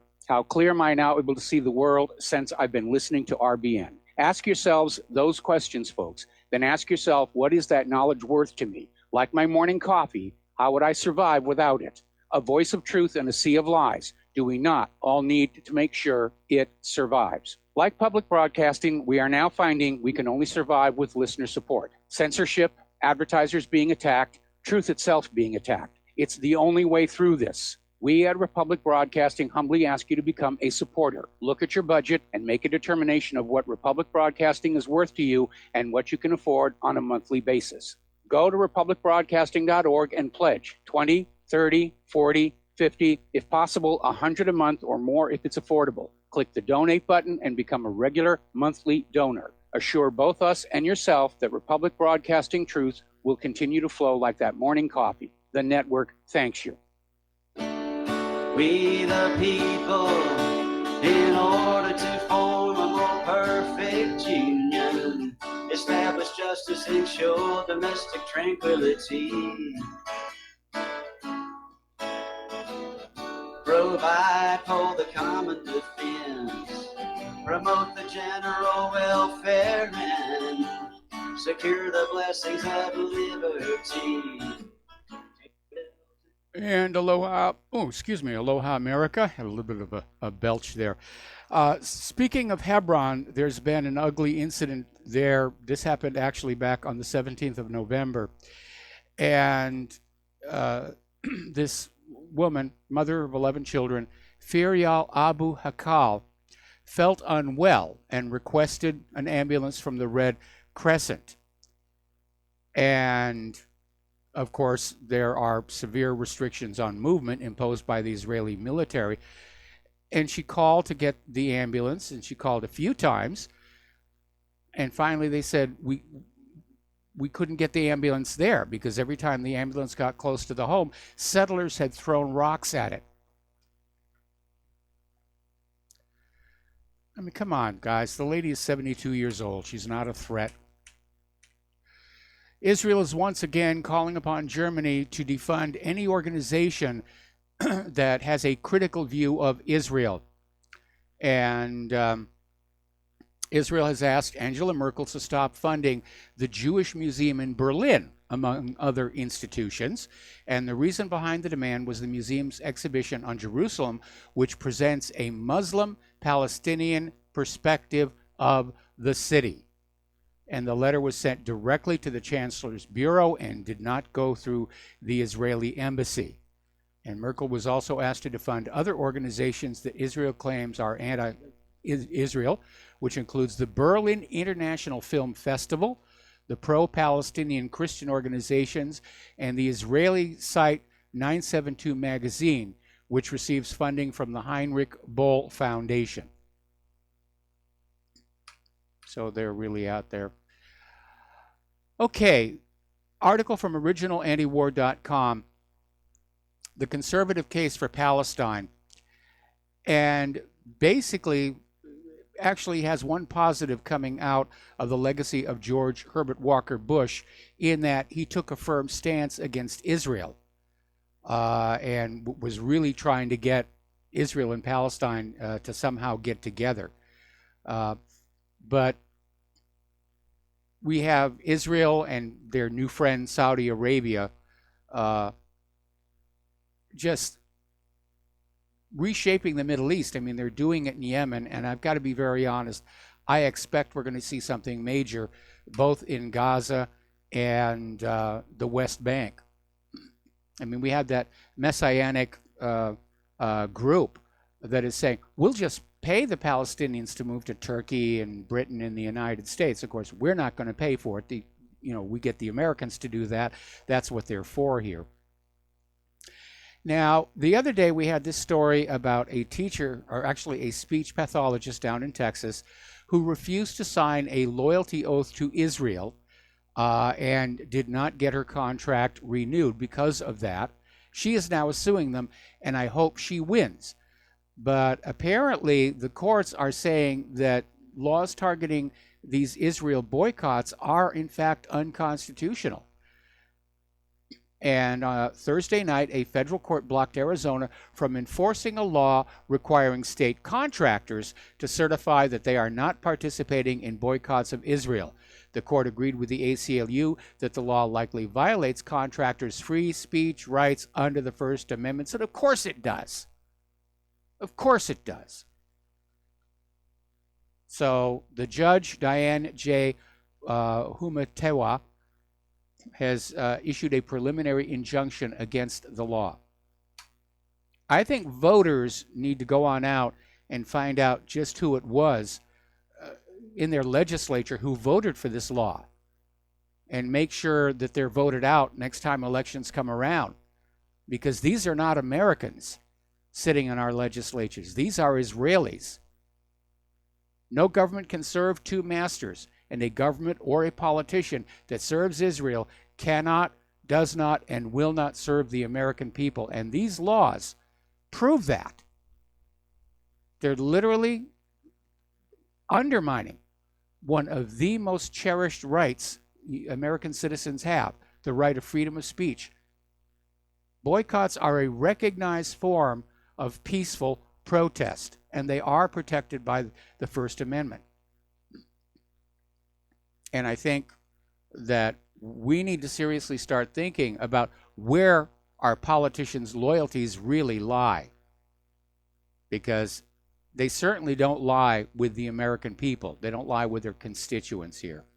Now, not too long ago, Airbnb delisted rental units that were located in the illegal Israeli settlements in the occupied West Bank. Now, Israeli Tourism Minister Yariv Levin put up a Facebook post saying that Airbnb would not be implementing that decision. And he said it's a step in the right direction. Airbnb backed down.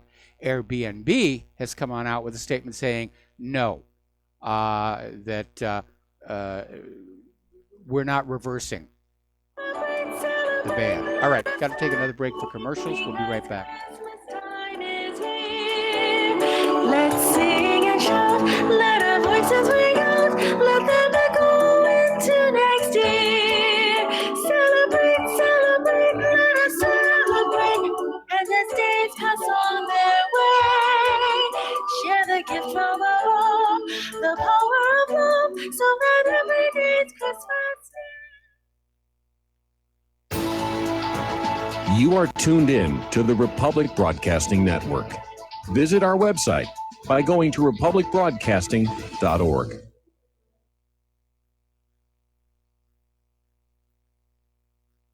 Homeowners, are you in foreclosure, expecting to be served with a foreclosure lawsuit, or suspect your lender has coerced you into an illegal mortgage transaction? A huge number of mortgages made in the last 10 years have legal issues and are possibly defective. State laws and the U.S. Supreme Court have upheld that defective mortgage documents are grounds for foreclosure defense and for counterclaims in favor of the homeowner. If your mortgage has been sold or assigned since closing the loan, it may be defective and you may be paying the wrong party, and the lender may not have standing or the right to foreclose or collect payments under the law. If you would like to know if your mortgage is legal or not, or know if you are paying the right party, we can help. Our initial consultations are free of charge. We are not attorneys. We are legal researchers and work closely with experienced lawyers who know how to help you find the evidence to help you keep your home. Call toll free 1-855-2-KEEP-IT. That's 1-855-2-KEEP-IT today.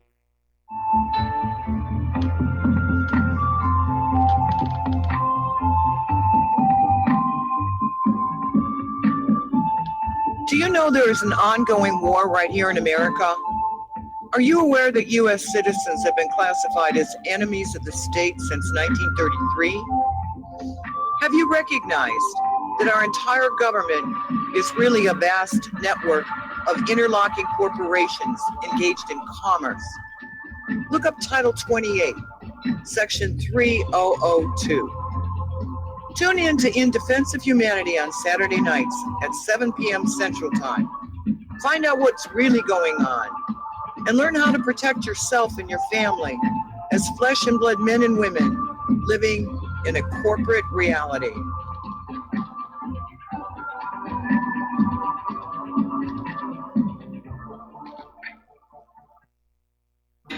Without the right accessories, any guy can be off the mark. Whether you've invested thousands in your arsenal or you own a single trusted firearm, a visit to AROutfitting.com is in order. It's one of the finest online selections of tactical optics and AR parts and add-ons, like EOTech, quick target acquisition with no peripheral loss. Browse the full range of Nikon scopes and binoculars. AROutfitting.com can illuminate your world with Streamlight gun-mounted lights from keychain to large handhelds up to 1,100 lumens.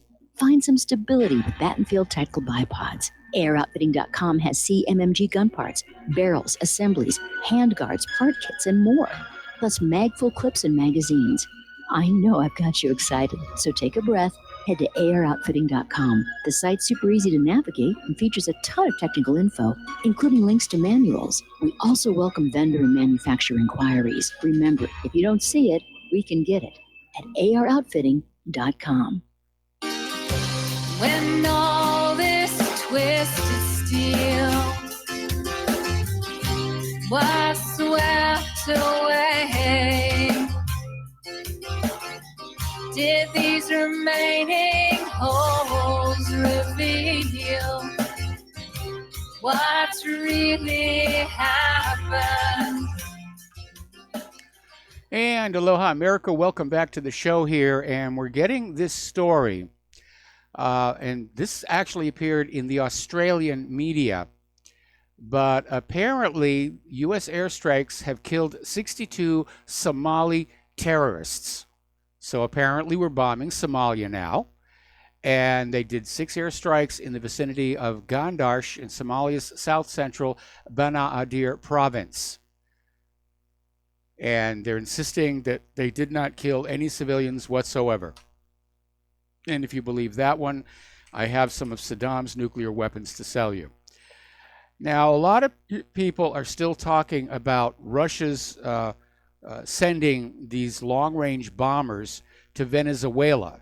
And they're now training with Venezuela's Air Force to teach them how these bombers work. And apparently, according to TASS, Russia is going to establish a strategic air base on the Venezuelan island La Orchila. And Russian sources are saying this is part of the backlash from Trump's abandonment of the intermediate range missile treaty with Russia. So,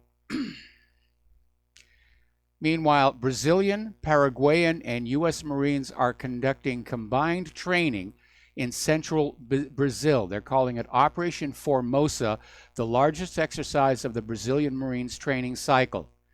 The exercise brought together 1,700 service members from Brazil, Paraguay, and the United States to the Brazilian Army's Formosa training camp. So Operation Formosa seeks to maintain Marines' readiness capabilities. No, it looks like South America is about to become another conflict zone.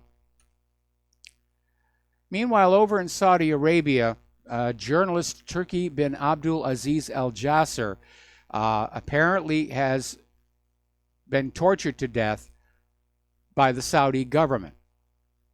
And apparently the reason they did it is that in his Twitter account, he disclosed rights violations committed by the Saudi authorities and the royal family. And I guess you're not allowed to do that in Saudi Arabia. Where is the outrage in our corporate media? Absolutely none. Now, if it was Syria that was torturing journalists to death, they'd make a big stink about it. But Saudi Arabia can kill journalists. They can even chop them up into little pieces. No big deal. No big deal. Speaking of Khashoggi, there was this Major General Ahmed al-Asiri. He is the former deputy chief of Saudi intelligence, and he was fired by Riyadh supposedly over the Khashoggi murder. In other words, he's the sacrificial lamb, one of many. But apparently, Wall Street Journal is saying that he made multiple trips to Israel that were supposed to be secret, talking about how Saudi Arabia could benefit from Israeli surveillance technology. And apparently, one of Salman's closest aides, Saud al-Qahtani, issued directives to the Saudi press to help soften Israel's image, and was also involved in Riyadh buying this spyware from Israel. All right, let's talk about our domestic politics. There's a lot going on here, and we're going to start here with Michael Flynn. This morning's supposed sentencing hearing apparently got quite contentious. The sentencing has been delayed. The next court appearance will be all the way out in March. And I remember seeing some commentators on Fox News who were saying, you know, is the judge going to have the courage to acknowledge that this clearly was entrapment, that the lie that they caught Flynn in was not a material lie? It was of no significance whatsoever. But apparently Sullivan has received his marching orders, and at one point he called Flynn a traitor. Then he backed off and apologized for that. So apparently the judge said to Flynn and his lawyers, don't read too much into the questions. But apparently the judge is going to take more time to offer more cooperation with authorities, meaning they want him to basically say what they want him to say as part of the effort to get Trump. Now, here's where it gets interesting. Judge Sullivan had demanded all of the FD 302 documents regarding the original interview with Flynn, because the one that was actually submitted, the one that was used to go to the FISA court, had been written something like 6 months after the interview. It was a recollection of a recollection, which of course opens up the possibility that a lot of it was a work of fiction. And the FBI does fictionalize those FD 302s. That was one of the first things that I found that made it clear there was a cover-up in the murder of White House Deputy Counsel Vincent Foster.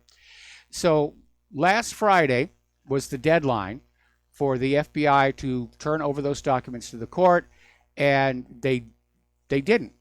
They basically came on in and said, well, we're sorry, they're lost, we can't find them. And if I were Judge Sullivan, I would feel like the FBI had just flipped me the bird. Now, there's an article over at Bloomberg saying that Michael Flynn is owed an apology, and I agree with this. And they say, you know, back in early 2017, everybody was screaming Michael Flynn was a traitor. The Democrats were still stinging from their defeat at the hands of Donald Trump, and they were pushing this Trump-Russia collusion thing. And General Flynn was a retired three-star, was forced to resign after serving less than a month as Trump's national security advisor. And he was accused of colluding with Russians during the presidential transition. And for this, he was defamed as a Russian agent, mocked as a bumbling Benedict Arnold. Former officials of the Barack Obama administration hinted Flynn had been compromised. As it turns out, none of this was true. It was just being made on up. Some of the accusations regarding Flynn don't even check out. He went to this city to arrange a payment, and his passport shows no, it's never been there. Alan Dershowitz was out there saying that Mueller has nothing on Trump. He's just trying to destroy the president's public image. Now, Trump himself over on Twitter is out there claiming that these missing 19,000 Strzok texts would have exposed the hoax behind the Mueller probe. And understandably, he's upset. Frankly, former FBI Director James Comey, in my mind, is guilty of destruction of evidence. There's actually a provision in Title 18 regarding destruction of evidence in federal investigations. But he's admitted erasing Strzok's phone, and Lisa Page's phone was deleted by somebody else inside the Bureau. That's obstruction of justice. Now, here is my question. Nothing that's written on a computer ever really goes away. Does the NSA have those missing 19,000 texts? And if they do, is this a repeat of when they came on over and said they had all of Hillary's missing emails? And the director of the FBI said, not interested. James Comey said, no, that'll just confuse things. We don't need those. Lindsey Graham is continuing to press the Inspector General of the Department of Justice, Michael Horowitz, for additional information about the August 15th, 2016 meeting between three individuals in the office of the former Deputy Director of the FBI, Andrew McCabe. And according to released text messages, FBI agents Peter Strzok, the effective head of the Clinton email investigation at the time, and Lisa Page were in attendance, along with a third individual identified only as Andy. Well, since it was Andrew McCabe's office, I think it's a safe bet that's who they're talking about. And so Lindsey Graham wants to find out more about that and what was going on. Now, the Yahoo reporter who first broke the news of the Steele dossier, which was used to go to the FISA court to get warrants to surveil Trump's aides, is saying its claims are largely false. It's completely made up here. And again, there's all of these phony things. The dossier said that Michael Cohen traveled to Prague to make a payment to Russian hackers during the 2016 presidential campaign. But Michael Cohen's passport shows he's never been to Prague. It was all completely made up. It was a huge whopper of a lie. And you need to remember this dossier was created by British ex-spy Christopher Steele and funded by the firm Fusion GPS, which was retained by the Democratic National Committee and the Hillary Clinton presidential campaign. So, okay. Now, the Justice Department is loaded for bear. Actually, they're loaded for Trump. And they're basically saying they're targeting the presidency of Donald Trump. And this is all coming from Robert Mueller and Rod Rosenstein. We're going to get him one way or the other. And basically, they're now seeking to criminalize Trump's extracurricular activities with American women, Stormy Daniels and Karen McDougal, which I think is a signal that Mueller really didn't find anything behind the Russian collusion story. So now they're out for blood. But here is the thing. As immoral as Trump's behavior may have been, there's nothing illegal about it. He didn't force himself on them. They were willing partners. They gave consent. And then Donald Trump basically arranged to purchase the rights to their stories, which is how story rights are acquired by motion picture studios and publishing houses and so forth. And it's not uncommon for somebody to buy the rights to a story and then just put it on a shelf someplace. There's nothing illegal about that either. But they're going to just drag Trump's picadillos through the corporate media one more time, just for good measure. Now, this is a little bit scary. Over at MSNBC, Chris Matthews yesterday said that President Donald Trump could resign as part of a deal with special counsel Robert Mueller in the coming weeks. Matthews is saying that Donald Trump Jr. and Ivanka Trump could be the next dominoes to fall in the investigation and could face prosecution and possible prison time. And then Chris Matthews went on to speculate, what if the prosecutor were to offer the president an alternative? We're going to let the kids walk if the old man does the same. They're saying, give up the presidency and there'll be acquittals all around for everybody. And then Chris Matthews went on to say Trump may have to take a page out of the book of former Vice President Spiro Agnew, who resigned in 1973 as part of a deal with prosecutors to avoid prison time in a tax evasion case. Well, that's not exactly the whole story. Spiro Agnew was targeted to get him out of the vice presidency so that Nixon could get Gerald Ford in. And the reason was simple. There were pronounced links from the Watergate scandal to the JFK assassination. That's why Nixon resigned. He didn't dare risk actually being on the floor of Congress and having somebody ask why, when the polls so heavily favored his reelection, did they feel it necessary to raid the Democratic headquarters at the Watergate Hotel. Well, the Watergate Hotel had photographs of the three tramps from Dealey Plaza, and two of them had been identified as Frank Sturgis and E. Howard Hunt. And either they were going to use them to destroy Nixon during the coming election, or they could have used him to blackmail him. That's why E. Howard Hunt actually led the raid. It was his rear end on the end. So Nixon needed to protect those links. And he knew he could count on Gerald Ford, who had been a member of the Warren Commission, to keep all those secrets, to keep things hidden, which is exactly what Ford did. When he took office, he issued pardons all around and said, our long national nightmare is over. And that was it. End of story. Over at Fox News, Andrew Napolitano predicted that President Trump will be speaking soon to Special Counsel Robert Mueller one way or another. Now, you know that Rudy Giuliani, Trump's lawyer, is saying over his dead body, meaning Rudy's.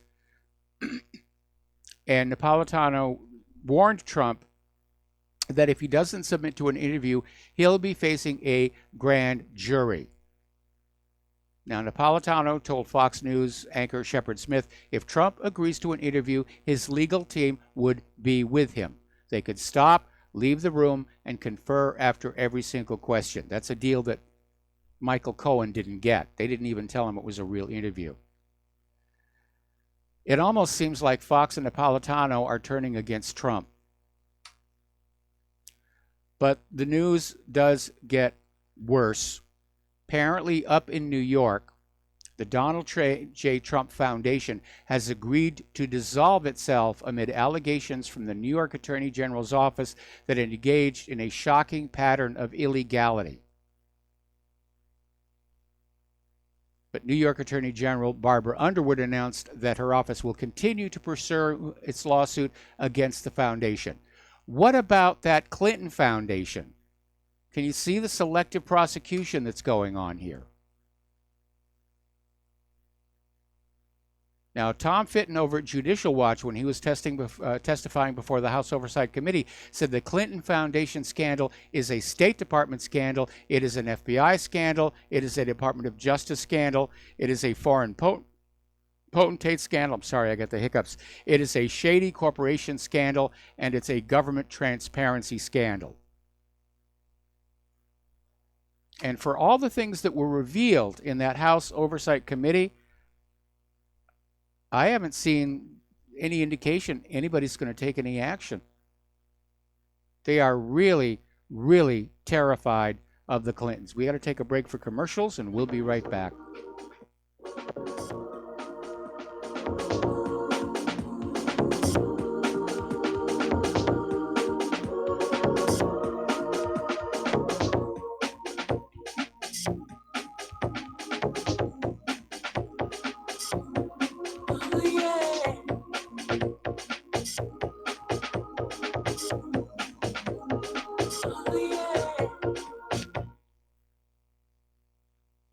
This is too good to be true, except this time it is real. 100%. No joke.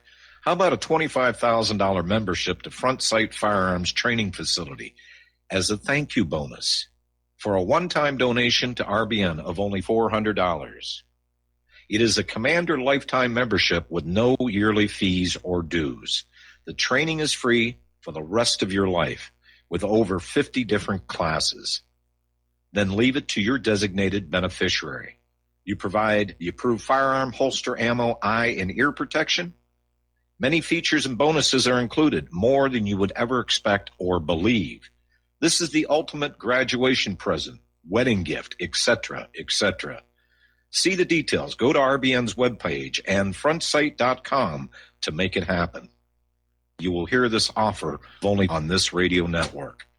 Help keep RBN alive. Tell 5. Extendivite, made from garlic, cayenne, bilberry, hawthorn, ginkgo biloba, valerian, and milk thistle, feeds our body with the nutrients we need to keep healthy. Just listen to what Arthur had to say. I was just calling to tell you what a great product you have. I had used this about 10 years ago after I had congestive heart failure. And it fixed me up and got me going for the last 10 years. Lately, I've been having heart trouble again, so I placed another order because this was the only thing that ever worked. I just wanted to let you know that you have a great product. Thank you very much.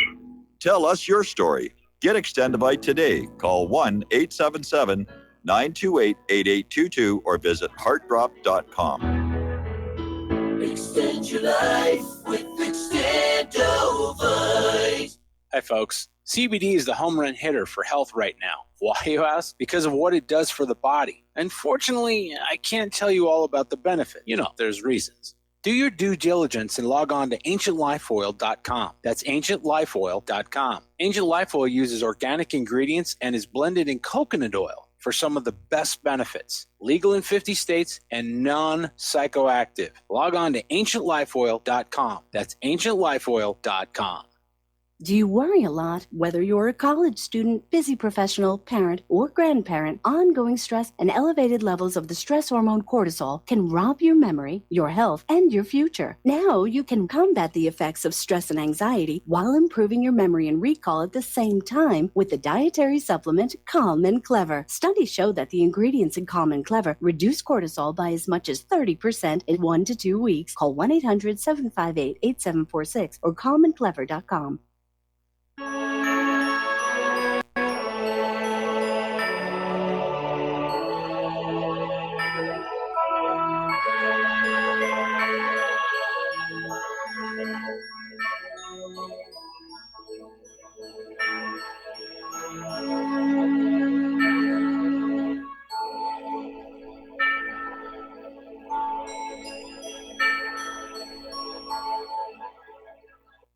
And aloha, America. Welcome back to our show again.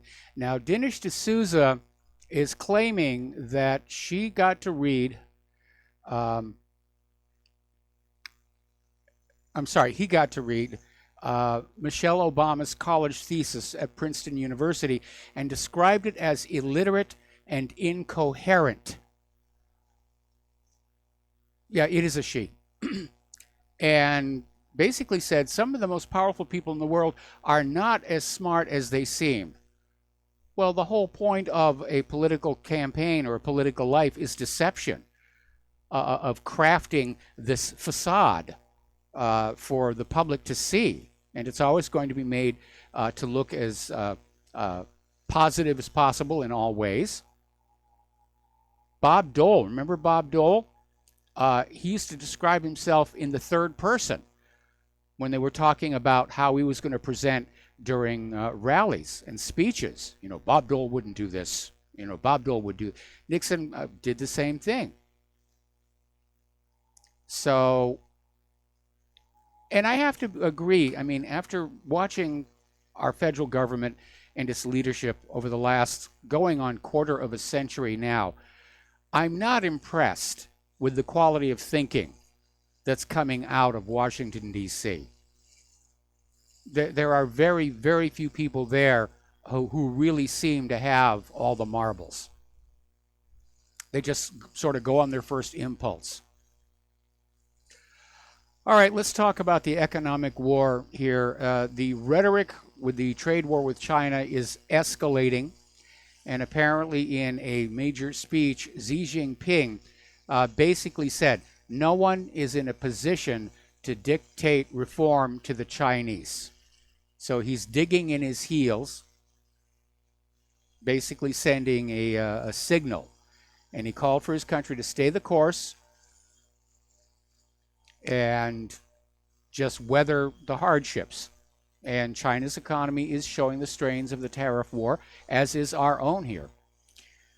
Okay, the stock markets ended slightly up today. They started very high, went deep into the red. Plunge protection team or something basically got them just slightly back into the green at the close of the market. But overall, the stock market is on track for the worst December since the Great Depression. That's how bad it really is. Now, Ron Paul is sounding the warning that if there is a 50% correction in the market, and that is not unrealistic given the degree to which it's overvalued, that it will spark depression-like conditions that may even be worse than what happened after 1929. So be prepared. Corporate America has given out a record $1 trillion in stock buybacks. This is what corporate America did with the GOP tax cuts.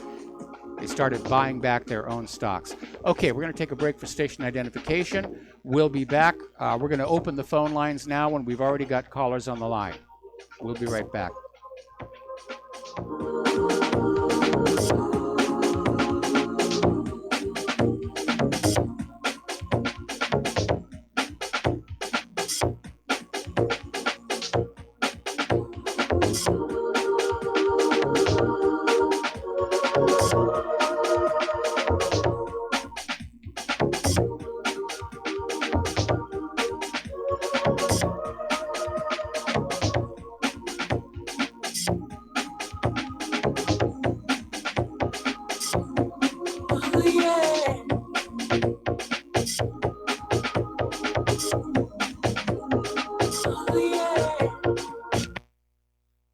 Homeowners, if your lender has gone out of business or sold your transaction to another lender or servicer, you may be the victim of a wrongful foreclosure, resulting in the loss of your home. If you've already lost your home, are in foreclosure, or even in good standing, you can challenge the mortgage transaction's illegal issue, and your property can be restored to you, and your foreclosure can be stopped or reversed, and the mortgage transaction declared unenforceable. State laws, U.S. title codes, the Uniform Commercial Codes, and U.S. Supreme Court rulings have upheld that defective mortgage documentations can reverse or stop foreclosures and enforce property title claims in favor of the homeowner.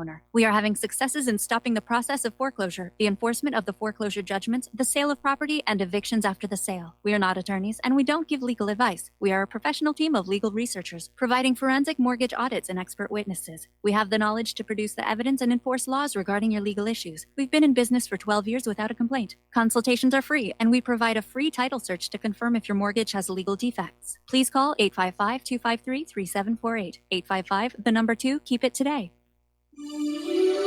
This is RBN, the Republic Broadcasting Network.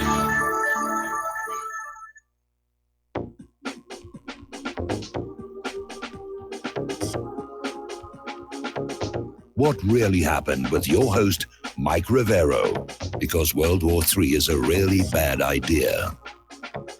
Here is your host, Michael Rivero. And aloha, America. Welcome back to our show. Hour number 3. The phone lines are open, 800-313-9443. We're going to take some phone calls, starting with W in Texas. Aloha, W. What's on your mind today? Hello, Mike. I just wanted to talk about Trump's environmental policy. Yes. And I think when he talks about deregulation, I don't know if a lot of people understand what that really means. It means reducing a lot of environmental policies and things that went into effect, like the Clean Water Act, the Clean Air Act, things of that nature, that will actually happen under a Republican Nixon, I believe. A lot of that happened under Nixon. So when you talk about deregulation, well, wait a minute. You need to back up here a little bit. Nixon started the Environmental Protection Agency, but it really didn't have much to do with the environment. Now, when Nixon uncoupled the dollar from gold redeemability, was called the Nixon shock, and it resulted in a lot of countries, first of all, wondering, how much gold the U.S. actually had, that Nixon had to do this. It basically signaled that there was, in fact, a lot more of these paper dollars out there than could be covered by gold at the agreed upon price from Bretton Woods. So what Nixon needed to do was basically grab and sequester America's public lands to pledge as collateral on that foreign debt. And that was the real purpose of the Environmental Protection Agency. And I'm aware of some of those nuances. I'm very much aware of that. Okay. Glad you said that. However, some of these regulations, though, are still good for us, even if they may have a different reasoning for existing. But clean air, clean water, I think that's something everybody supports. But my real point is this, is that because of deregulation, because of that mindset, asbestos is now being allowed, the Trump administration, my understanding, you can go look it up, they're going to allow asbestos as a construction product, as part of construction, as part of that process again. They're going to allow asbestos to go back into that process. And we all know that's dangerous. There's like hundreds of mesothelioma commercials, every day. That's not good. The second thing is he's going to be doing something with clean water, sort of cutting back on a Clean Water Act. Streams that do not have water, sort of intermittent wetlands that have intermittent water will not be considered worth saving anymore or worth protecting. So I just wanted to... Companies who will suck the water out of the ground, run it through filtering to clean it up, put it in a bottle and sell it.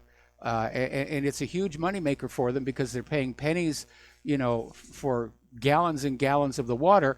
And when it gets to the retail establishment, one of those little tiny bottles, it's only about, it's $2. And we have these corporate executives are saying that water is not a natural right for humans and that it should be commoditized.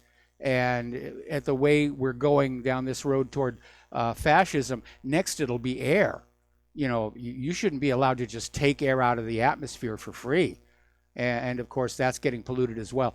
Yeah, I'm in agreement with you that, you know, Donald Trump has gutted the Environmental Protection Agency, at least as far as the good work that it was doing.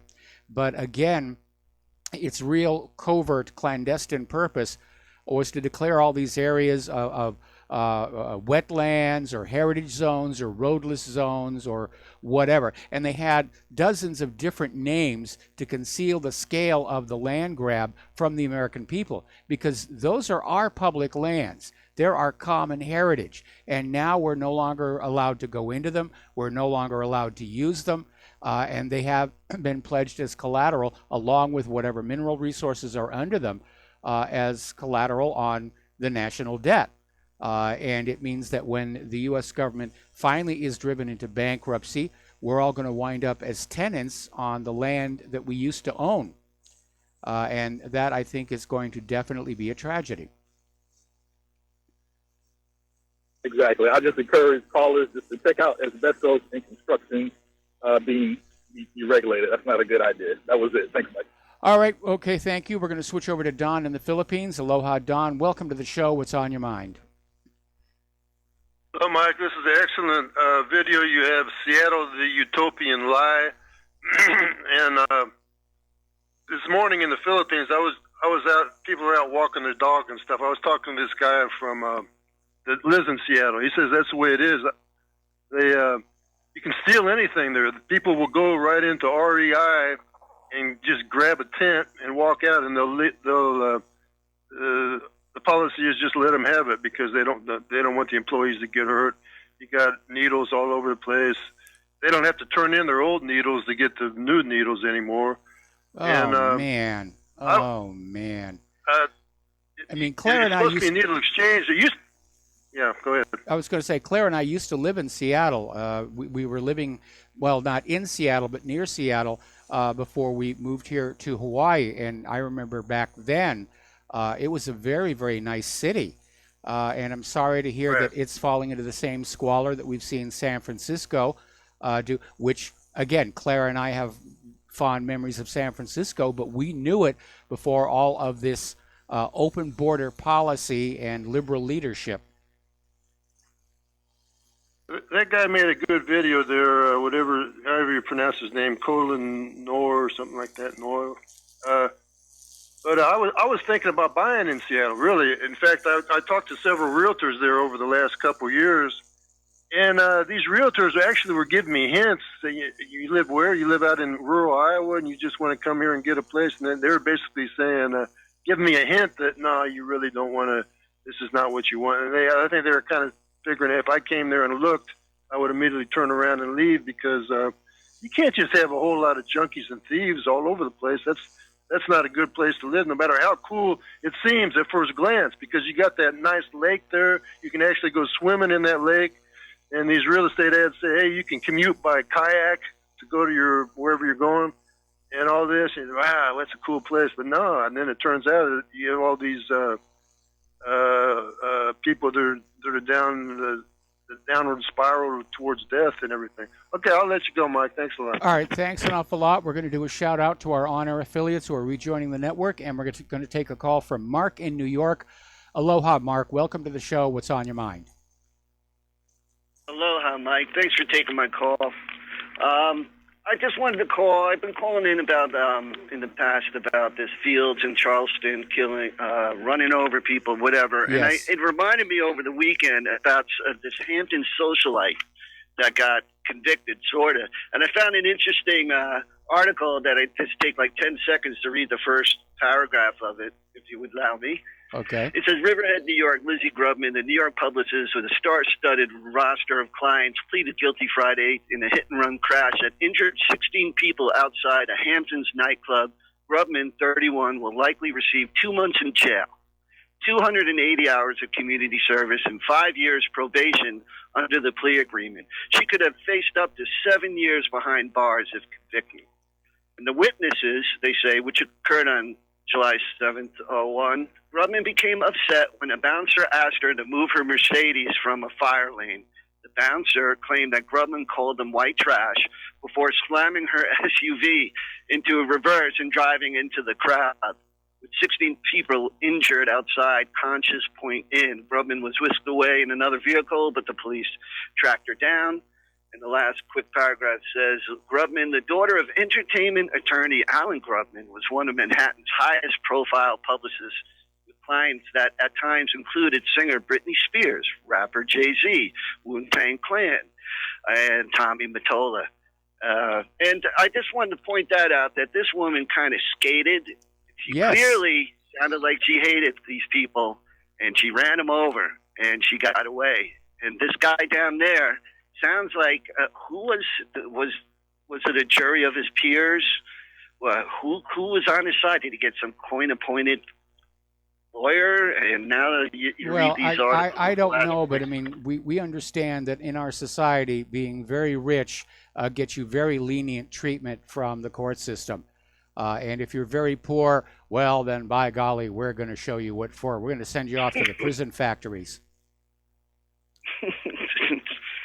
I just wonder if this makes any difference. If anybody thought of this, whatever. That was my point that I thought when I heard it, because I'm still trying to find out exactly all the details. And I did find the guy with the gun that said he's glad he did it. Yes. That he chased down the car. But it just seems that, when I think about two opposites attract, or two sides of the same coin, I was thinking of something like James Carville marrying the conservative Mary Matlin, I think her name is, or something.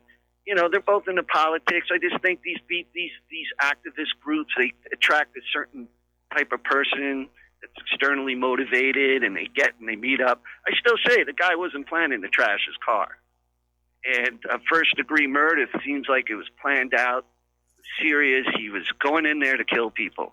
And I just find that the lawyer didn't do his job. Well, justice is not blind, unfortunately, and justice definitely favors the wealthy. All right, Mark, we're going to let you go. Cheers. We're going to switch over to Brian in Kentucky. Aloha, Brian. Welcome to the show. What's on your mind? Hey, how's it going, Mike? Well, there's a couple things I want to touch on. First of all, is this, I haven't heard many people saying this, including yourself, about the whole Trump Mueller thing with, the thing about the porn star and him supposedly paying her off and all this. Yes. Well, number one, I'd like to say, first of all, if that happened before he became president, it has nothing to do with the political campaign or campaign funds. First of all, they have to have a check from the political campaign written to Stormy Daniels with Trump's signature on it, and it has nothing whatsoever to do with the Russia thing, secondary. Yes. And if they don't have a check from the campaign to her, then there's no evidence whatsoever that was, they'd have to tie it to the campaign somehow. If he paid it out of his personal stuff, his personal money, then they got no case on it. And then the secondary thing I want to talk about was the 9/11 federal grand jury that's being impaneled by the federal prosecutor from Manhattan, which I went to the website, which is lc for911.com or .org, and they have all the paperwork there. And if they don't open one up, that's going to be awfully suspicious that they're going to open one up and then bury it, because they can get a special grand jury going on. And I just don't really see them going through those motions and then trying to bury it after they're the ones that have agreed to open up a special grand jury investigation on that. So I was wondering what your thoughts were on both of those subjects. Well, the U.S. attorney did not really have a choice, because the law is basically written saying that a citizens group can demand a grand jury investigation and one has to be impaneled. And that's exactly what happened. And what they're going to present to the grand jury is the evidence that explosives were used in the World Trade Center. And I can imagine that the perpetrators of 9/11 are in a blind panic right now and figuring out how can they derail this. You know, can they bribe the grand jurors to always say, oh, there's nothing there, there's nothing there. We may even see some wet work come on out of this because, again, 9/11 is a scandal of such severity that if the American people really understood what had truly happened on that day, it would bring down the government. Right now, our government is actually very, very fragile, and everybody's concerned about that. Anyway, Brian, I'm going to let you go here. I got to get back and do some news. Thank you for the phone call. And getting on back here. All right, talking about the economic news. Germany has issued a bankruptcy warning. And this is coming from Lucas Flother, who's the insolvency administrator of Air Berlin. He's forecasting financial downturn for automotive suppliers, the retail trade, and companies in East Germany for the coming years. Credit agency Krif Bruegel shared similar negative sentiment as it predicted 305,000 companies across the country would be beginning the financial year with financial problems. So it's looking bad all over. Over in Italy, their Prime Minister Giuseppe Conte is reaffirming that they need to lift the Russia sanctions. The Russia sanctions are hurting Russia. They're also hurting Europe. And so the Italian Prime Minister is saying enough is enough here. China is now saying that they're concerned, they're warning of escalation over the Huawei incident. And basically, they're very upset at how so many countries around the world will do Washington's bidding, even when it harms their own interest. And in this case, we're talking about Canada. So Canada's unacceptable arrest and detention of Huawei Technologies Chief Financial Officer Sabrina Meng Wanzhou was all about Ottawa acting as a U.S. proxy, serving its aim to aid corporate America against foreign competition by whatever it takes to give U.S. enterprises an international advantage by fair or foul means, which is really what this seems to be. Is it's not so much the U.S. enterprises. The Huawei produced cell phones use encryption the NSA cannot break, and they want to end that. Right now, investors are viewing Chinese one-year debt as less risky than American one-year debt. All right, we're going to take another phone call. Johnny in California, aloha. Welcome to the show. What's on your mind? Mike, hey, I wanted to talk to you about the the Yellow Vest inauguration day protest here in California. Yes. It is on Monday, January 7th at 8:30 a.m. at the California State Capitol. And you can look it up on Facebook as the Yellow Vest Inauguration Day protest. And it is to protest against the excessive gun laws and unconstitutional gun laws here in California, and also the unconstitutional taxes that are being put upon us without representation. So, I'm just hoping, I sent you an email the other day about that. Yes. And I'm hoping you can get that out on the website. And would you resend that website so I can link to it? I sure will. All right. Well. Okay. Mike, thank you very much. You're welcome. Thank you very much for the phone call. Okay. Iran's first vice president, Ishaq Jahangiri, is saying that despite the crushing sanctions put on their country by Washington, their economy is starting to stabilize. And it's running obviously at a lower level, but it's running. And that they intend to stand firm on their right to have defensive weapons. Now, Iran never was building nuclear weapons. That was another big lie. Now, of course, Donald Trump has pulled out of the P5+1 deal, and he's after those long-range missiles. All right, we're going to be right back after these few words.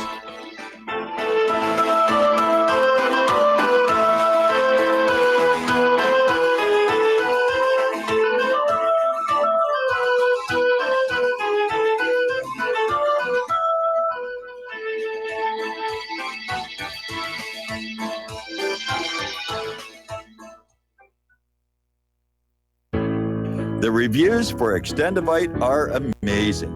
Here are some from Amazon. By Christine, great for heart palpitations. By Ann, before I started using this product, every afternoon my ankles and my hands would be swollen. That doesn't happen anymore. So if that part of their advertising is true, I have to assume that the rest of it is also. Not to mention that when I had my yearly blood test, only a few weeks after beginning to use this product, my cholesterol had dropped over 30 points. I'm going to continue to take it. By Croc, I love this product. It really works. By Brad, works great, thank you. Tell us your story. Get your Extendivite today. To order, call 1-877-928-8822. That's 1-877-928-8822 or visit heartdrop.com. Extend your life with Extendovite. Attention RBN listeners. Dr. Ignatius Piazza, founder of Frontsight Firearms Training, and Fate have come together to allow RBN to run another fundraiser till the end of the year. We didn't really expect this opportunity, but thankfully it's here and running as you hear this. We've set a goal of 500 donations by the end of the year, which averages around 6 per day, 7 days a week. When you realize all the folks listening to RBN all hours of the day and night, we think our goal is realistic and extremely critical to keep RBN on the air. If everybody listening will seriously assess their ability with firearms and then take advantage of this opportunity, we feel our goal is very conservative. Please take the time to look over Frontsight's website to get an idea of an amazing facility and the world-class training that's going on there. If this interests you, you likely will have like-minded friends that would like to know. Tell them. If for some reason some listeners are not personally interested, consider sons and daughters, close friends, nieces or nephews, top valued employees, inform club members, share the opportunity with police and fire departments. It's not too early to plan Christmas presents for special people. This fundraiser has come at an extremely critical time for RBN because the dire need for equipment upgrades. We're running on the spare tire currently with no money to fix a flat, and the fuel gauge is bouncing on E. This is one of the most valuable ways you can help RBN financially because you get Commander lifetime membership value that is 50 times your donation and can be passed on forever. How many times during life do you get to leave a legacy? See more details and contact info on our webpage, republicbroadcasting.org, and thank you. Well, they're stealing down on Wall Street and in Washington, too. You know, it makes me wonder, what's a guy on Main Street to do?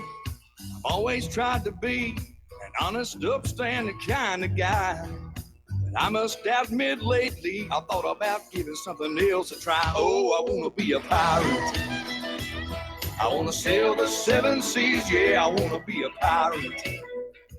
And aloha, America. Welcome back to our show. And with reference to that video about Seattle and the caller we just had, I just got an email. I live right in Seattle. I can tell you that if there is a square foot of vacant land, a tent will be on it within hours. And yes, needles everywhere, trash, human waste. We have a city council that can't say no. I am so sorry to hear that because Claire and I, we have good memories of Seattle from when we were there, which admittedly was a while ago. Talking about 20 years. Same thing with San Francisco. Claire's from San Francisco originally. And I used to visit San Francisco often because my grandfather lived there. And then we actually briefly lived there during the production of Day After Tomorrow. I actually rode the cable car to get to work every day. And to hear what's happening to these cities, iconic American cities. It's very depressing here. Getting on back to the economic news, more than half of Americans say they did not get a pay raise this year. We're being told the economy is thriving, but most Americans say they aren't seeing a difference in their paychecks. Gee, I wonder where all that thriving economic profit is going. Wall Street. A lot of people are talking about the welfare system and is there a problem? There are a couple. One is that there are welfare cheats. The system isn't really policed all that well. Second, welfare in many places, because of this shoving down of wages and salaries, welfare actually pays you more than going out and getting a job. And that's why so many people stay on welfare. And as soon as you start earning more money, welfare cuts all your benefits faster than they can be replaced by the wages. Doesn't really work. Article that came out of Patriot Rising, banks have become judge, jury, and prosecutor and can just shut you down for nothing that's actually illegal. Congress has effectively turned banks against their own clients. With all these new regulations supposedly to fight terrorism and money laundering, and as a result, banks will close your account and report you to the government for the least little misstep, which is another reason to basically keep the majority of your money in your home. All right, here's the news we talked about a little bit before. Donald Trump is folding on the wall funding. He was talking tough about it, said he was going to shut down the government because he wanted $5 billion for his border wall in the budget, the spending plan. And the Democrats, led by Nancy Pelosi and Chuck Schumer, said, absolutely no, it's not going to happen. It was a chest-thumping contest, and unfortunately, Pelosi and Schumer won it. Now, they're going to put $1.6 billion into the budget for general border enforcement. Trump is now saying he's going to be able to come up with the money for his wall someplace else. But it illustrates my greatest concern about Donald Trump. He's a weak leader. He won't stand his ground. He's too easily manipulated. And that's disappointing. We didn't elect him just to sit there in the White House and look presidential. We elected him to lead this country. Not just stand back and let every special interest group and Black Lives Matter and Planned Parenthood and Antifa just run roughshod over the rest of us. Over in Arizona at Prescott College, they have an adjunct professor, Patrice Cullors. She's a co-founder of the Black Lives Matter movement, and she came on out making a comment that ICE, the Immigration Customs Enforcement, is equal to the German Gestapo because, after all, it's rounding up human beings who are labeled illegal by the U.S. government. Well, I'm sorry, they are illegal. The instant they set foot over that border without going through the legal immigration process, they are criminals. And I think it's very inappropriate to describe the ICE agents as Gestapo. Basically, when it comes right down to it, the Democrats just wanted to win. They wanted to beat Trump. And they don't care what happens to the rest of the country. They don't care all the damage that the open borders are causing. Well, they do care because those illegal immigrants are going to vote for the Democrats. Because the Democrats are campaigning to them on a promise, we'll take stuff away from the legal American citizens who really have too much and they're all white anyway, and we will give it to you.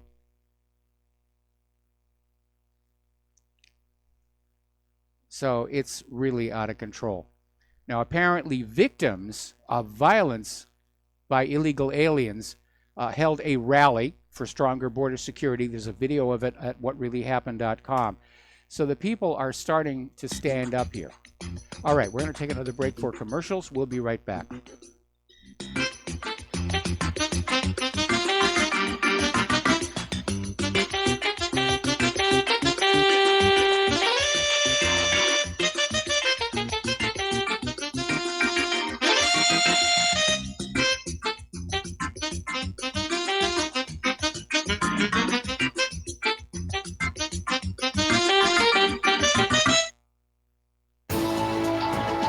You are tuned in to the Republic Broadcasting Network. Visit our website by going to republicbroadcasting.org.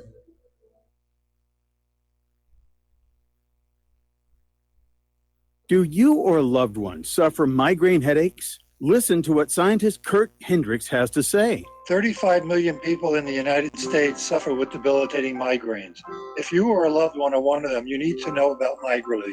Hi, I'm Kurt Hendricks, the scientist that formulated and patented the MigraLief migraine formula. MigraLief is a non-prescription dietary supplement recommended by neurologists, pharmacists, and pediatricians to address nutritional deficiencies in both adults and children over 2 with migraines. Try MigraLief for 3 months and see the powerful difference it can make in your life, or get your money back, no questions asked. Go to MIG911.com or call 800-MIG-7354. You can change your life today. So if you suffer from migraines, don't wait. Call 800-MIG-7354. That's 800-MIG-7354 or visit MIG911.com. Tired of being lied to by mass media? It's growing more and more apparent today that news is received less and less through standard media outlets. Even with a growing audience every day, RBN is beginning to direct more efforts into social media. Social media and the use of the internet is fast becoming the primary source of people for news, regardless of demographic. RBN has set out to provide some of the best news on the internet through republicbroadcasting.org, and also has begun to use the tools to our advantage by way of social media. Republic Broadcasting is now operating a Facebook page to function as yet another avenue to have our collective voice reach new audiences across not only America, but across the globe as well. The Facebook page features not only news, but also an RBN player to listen to our broadcasts. Get involved by visiting facebook.com/Republic Broadcasting and liking our page and share it with your friends and family, because you can handle the truth. Many people write us about their experience with Extendivite. Allow me to read you one from Amazon.com. I just wanted you to know I saw my doctor and I laughed because he said, "I don't know what you're doing, but keep doing it." I have been taking Extendivite. I had borderline high blood pressure, heart flutter, high cholesterol. I changed my diet and included Extendivite with an amazing turnaround for the better. A few months later, I had a doctor's appointment and took a stress test. I passed. No heart flutter, blood pressure was perfect. My doctor even took me off my medicine. I thank you truly from the bottom of my heart. This stuff works, and I'm so grateful for Extendivite. Thank you, Justin G. Tell us your story. Get Extendivite today. Call 1-877-928-8822 or visit heartdrop.com. Extend your life with Extendivite. We will not go down in the night without a fight. You can burn up our mosques and our homes and our schools, but our spirit will never die. We will not go down in Gaza tonight. And aloha, America. Welcome back to our show. And we're talking about immigration. And over in Arizona, there's a group that has gotten together, and they're running a website called azbordertrash.gov, talking about just the mess that all these illegal immigrants are leaving in their wake. They're definitely not packing out their trash here. And some of what the people who've been living in Arizona all their lives are finding as they walk about is strewn trash, piles of trash, illegal trails and paths that have been just created going through private property, erosion, watershed degradation, damaged infrastructure, damaged private property, loss of vegetation and wildlife, campfires, and even worse, fires that escape and cause brush fires, abandoned vehicles and bicycles, vandalism, graffiti, and site damage, including historical and archaeological sites, and what is politely termed as biohazardous waste, meaning their poop. All right, we're going to take a phone call here. Rick in Arizona, aloha. Welcome to the show. What's on your mind? Well, I was going to talk about Trump's unemployment numbers, but I want to address that immigration issue that you've been talking about. You know, the same laws that apply to immigration today were changed in the 1960s by the New York politicians, Javits and Metzenbaum. But we didn't have the rush of immigration like we have today because we have the laws protect big businesses who hire these people. Like, you can get across the border. Before, in the 70s, the Mexicans would come up into the Midwest and work the farms, and they'd go back down in the South. Yes. And in the winter. Now they come, and they got, with aids of families of dependent children, basically started the bum rush into America. Okay? They provided the benefits for these immigrants. So these businesses are up to their eyeballs in the immigration mess. They want it, okay? All these people behind Trump, this wall is crap, okay? It's just a hoax story. It's never going to be built. And so the laws of that draw people here, the magnets, is all the benefits. We didn't have the benefits in the 70s, in the 80s, in the early 80s. You know, they didn't come rushing in here like they used to. So the big businesses are behind all this immigration. Now, Trump's numbers, his lowest unemployment numbers for the African American community, is because if you fill out an application, you are asked if you've been on not unemployment, but if you've collected food stamps in the last 24 months, and that takes preference. They get a huge tax credit, not a deduction, but a tax credit. So people are being hired up like crazy to take advantage of the tax credit. So who knows how long it'll last. But don't believe these numbers, people. All these people getting hired off the welfare rolls is because of the tax credit and the laws that apply to it. And like, as far as Trump getting rid of the Obamacare mandate, they got rid of the mandate because there are new work requirements for Medicaid expansion.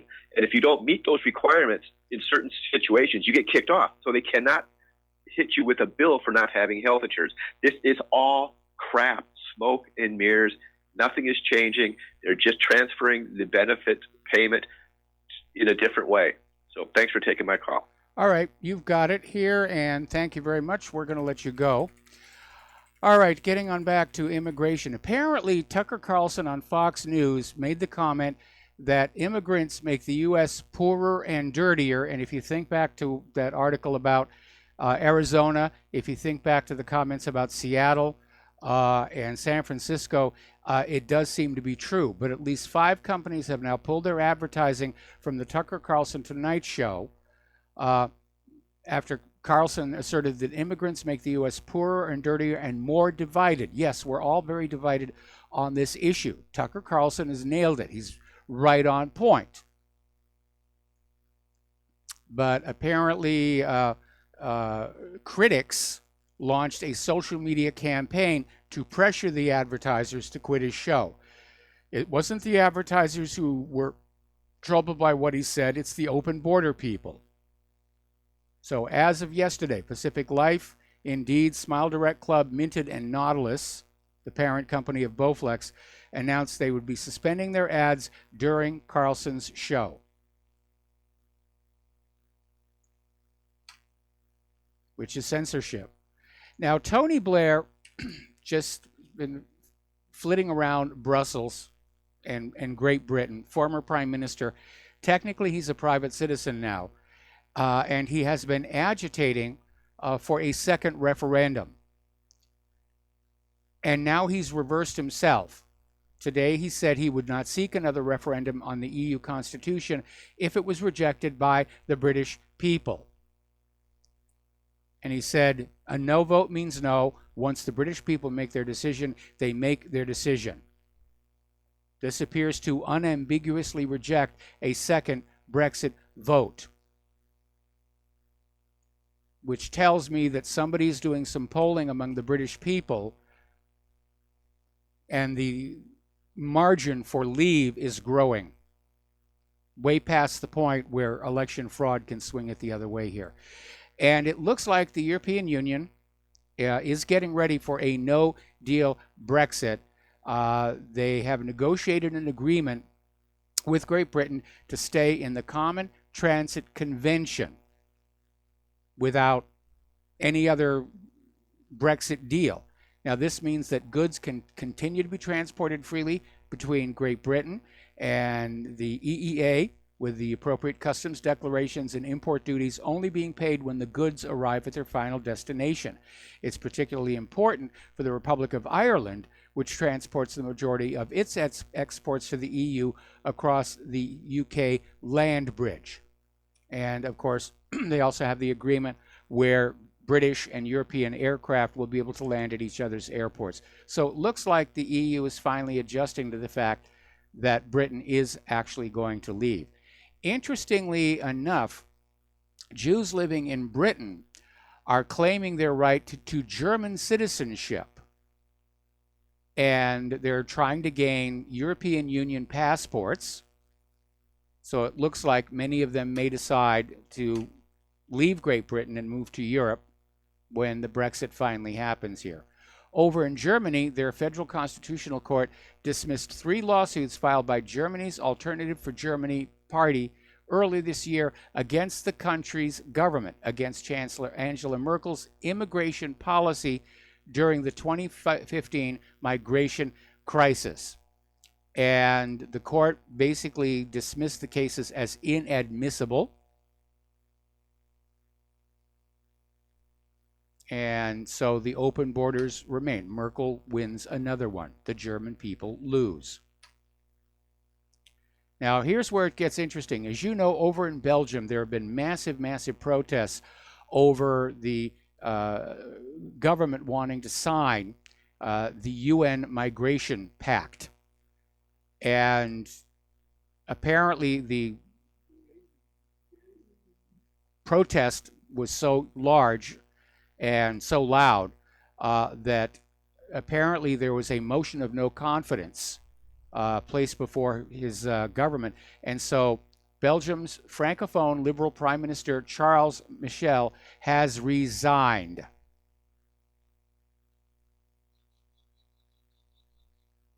So apparently Mr. Michel had been trying to put together a working majority in Parliament since the right-wing nationalist New Flemish Alliance walked out 9 days ago.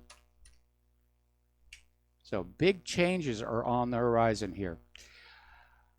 We've been talking about the poor quality of education, and a lot of it's Common Core. A lot of it is because education, higher education, has become actually more of a money-making scam. Lure students in with promises of high-paying jobs when they graduate, get them hooked on those student loans. They graduate, the jobs aren't there. I mean, how many art history majors does the world need? And then they're stuck. But apparently, according to this article over in Natural News, the other problem is that the universities are turning into little more than training grounds for the next generation of the thought police. And college students today are increasingly intolerant of any speech they dislike, claiming they're offended every time someone expresses an opinion contrary to their own. My response to that is, be offended. I don't care. Now, do you remember the Lockerbie bombing case? And they claimed to find this timer for this bomb, and they arrested this person and threw them in jail here. Well, there's been a new development proving that there was fraud in that Lockerbie bombing case, because the circuit board that was used to convict this Libyan over the 1988 bombing wasn't manufactured until 1991. And so there are calls for a public inquiry and possibly a new trial for this Libyan individual who was sent to jail over this. And after that, there comes the question, what really happened to that Pan Am flight? Who really did do it and why? Down in Parkland, there was a lawsuit regarding the Parkland shooting, and once again, the judge came out and said the police and the schools do not have a duty to shield students. And Congressman Thomas Massie wrote, "It's settled law that the police have no duty to protect." A survivor of Columbine, who vigorously supports letting teachers carry, explained this to me 2 years ago. And after being shot, he escaped only to find the police waiting outside. So there's a message. Do not rely on the police to deal with a violent criminal. They're not going to come on in. Many years ago in North Hollywood, I had a scanner. Scanners are fun if you're into radio, as I was back then, less so today. And this was before the police encrypted their radio transmissions. And I remember one night hearing the police respond to reports of shots being fired inside this home. And the cops just parked outside and waited and literally heard over the radio, "Do you think he's gone yet?" And only then did they go on in. By the way, speaking about the media spin, the gun grabbers are always out there trying to portray the United States as this battleground of mass shootings everywhere, and oh, we've got to deal with it by taking all the guns. It turns out the statistics show that the United States is not first in mass shootings. We're actually in 63rd place. And to nobody's surprise, the places where there are more mass shootings than here in the United States are places where law-abiding citizens are not allowed to have firearms to defend themselves. Now, the Trump administration is moving to ban bump stocks, and apparently the deadline for them will be late March. After that, it will be illegal to possess them. Now, the devices are being banned under a federal law that prohibits machine guns, even though technically they're not machine guns. And by the way, when this issue first came on up following Las Vegas, people were sending me all those photos of how easy it is to improvise a rapid-fire device for an AK-47 or an AR-15. So it's not going to stop the crazies. Now, Gun Owners of America has already filed a lawsuit seeking to block this. And I've thought about this an awful lot. And when this issue first surfaced, I said, I'm not sure. It's certainly nothing I would ever want to have or use. But I think I'm becoming a purist regarding the Second Amendment. And that is, the American people are allowed to have weapons equal to those of the criminals, if not superior, and sufficient enough to hold at bay an abusive government, which is what the Second Amendment is really about. It's not about target shooting. It's not about hunting. It's about giving government a reason to leave us alone. Now, interestingly, up in New York, they passed a law banning nunchucks all the way back in 1974. And the concern was that youth inspired by martial arts movies would create widespread mayhem. But a federal judge, Judge Pamela Chen, issued a ruling in a Brooklyn federal court saying that the ban on nunchucks is unconstitutional. So apparently the plaintiff, James Maloney, started his legal quest after being charged with possession of nunchucks in his home in 2000. Apparently this has already been up and down to the Supreme Court.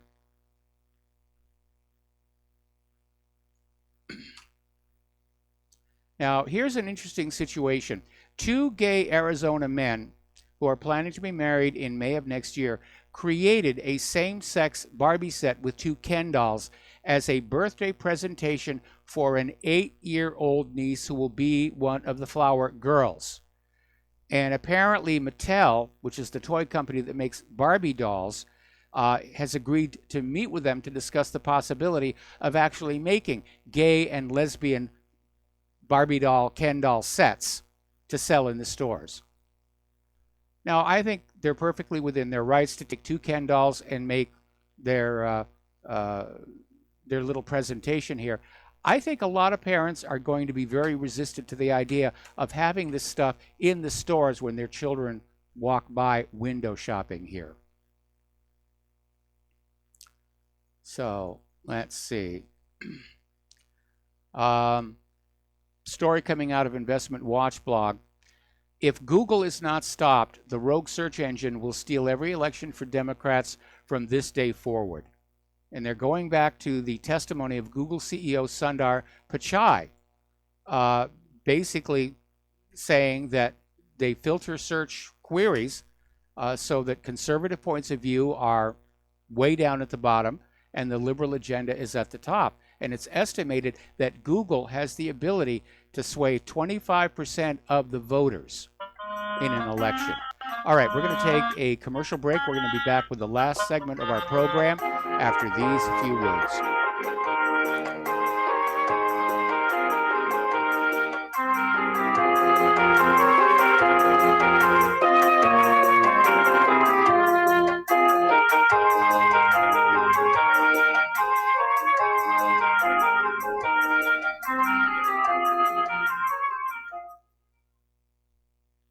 Ladies and gentlemen, J.R. Moore here. As most of you know, my regular listeners, I offer energy cleaners for sale at my website. If you don't have a clue what I'm talking about, go to my website, thelibertyman.com, educate yourself about these marvelous healing devices. We focus on pain mitigation and getting a great night's sleep. Arthritis pain, joint pain, back pain, doesn't matter. Keep in mind, I offer from me to you personally a 30-day money-back guarantee. That's what I do. Energy cleaners, $285, shipping included to American zip codes. You can educate yourself all about the energy cleaner right there at my website, the patent application, the wonderful testimonials. Be sure and check out the factory-made fitted mattress pads to go with the energy cleaner. Now, I offer from me to you personally a 30-day money-back guarantee. That's what I do. I have a toll-free order line, or you can order it right at my website at thelibertyman.com. The toll-free order line is 800-592-9543. I say again, 800-592-9543. Thank you. Without the right accessories, any guy can be off the mark. Whether you've invested thousands in your arsenal or you own a single trusted firearm, a visit to AROutfitting.com is in order. It's one of the finest online selections of tactical optics and AR parts and add-ons, like EOTech, quick target acquisition with no peripheral loss. Browse the full range of Nikon scopes and binoculars.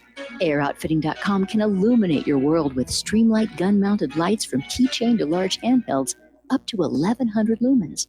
Find some stability with Battenfield tactical bipods. AROutfitting.com has CMMG gun parts, barrels, assemblies, handguards, part kits, and more, plus mag-full clips and magazines. I know I've got you excited, so take a breath.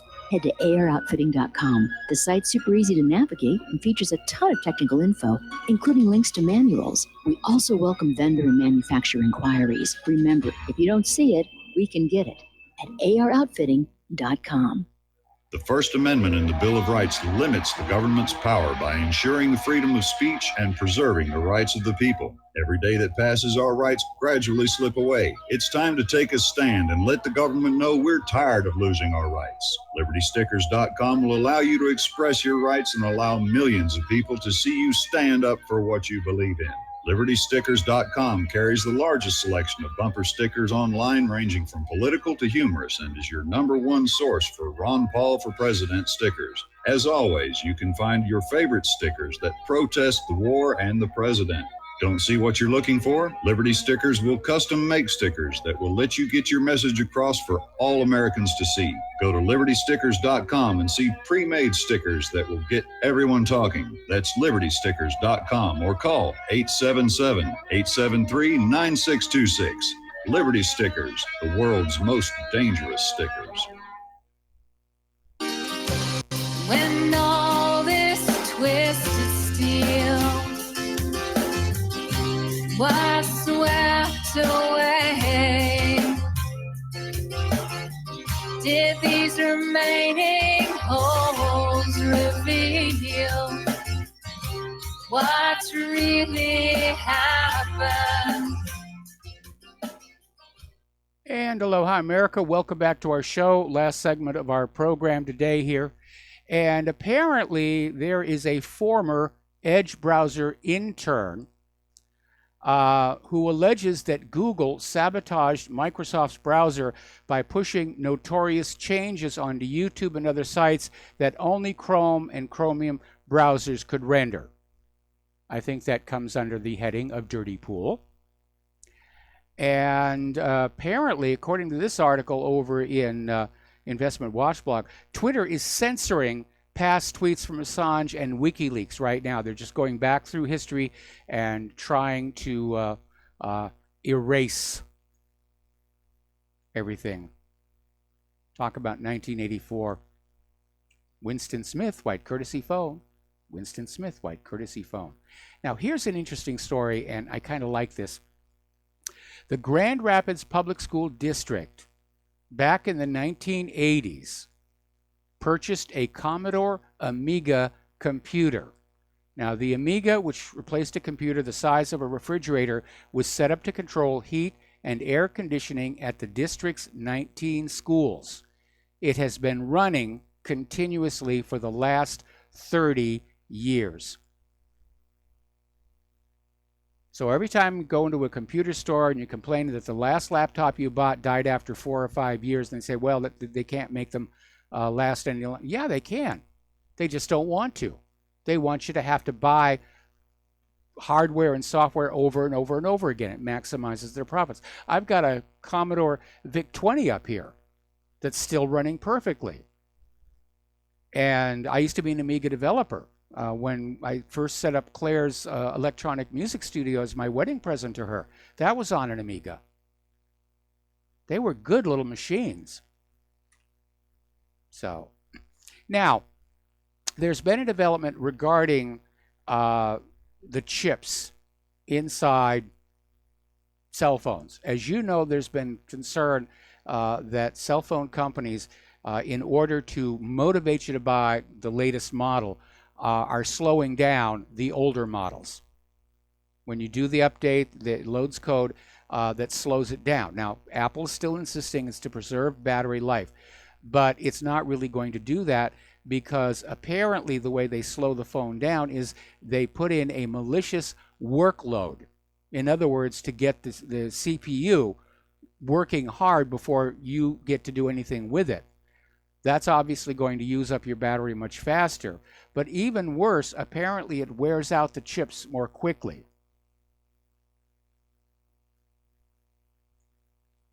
So there's a mess here.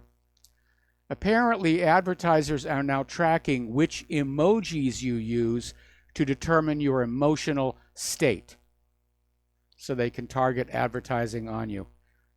It's really a little alarming having your life just totally open and no privacy whatsoever. Oh, there's the music. Time for me to shut all this down here and go do something useful with the Lady Claire. Please stay tuned for John Stedmiller. I'm sure he's got lots of interesting things to share with you. Please take what you learn here, share it with everybody that you know. Use email or face-to-face. Bring back the art of the conversation. Don't use corporate social media. They are filtering everything these days. You know, these are the places to go. If you're into funny kitten videos, you can go to Facebook and Twitter, and all will be well. All right, so we're going to get out of here. We'll be back tomorrow, and Aloha America.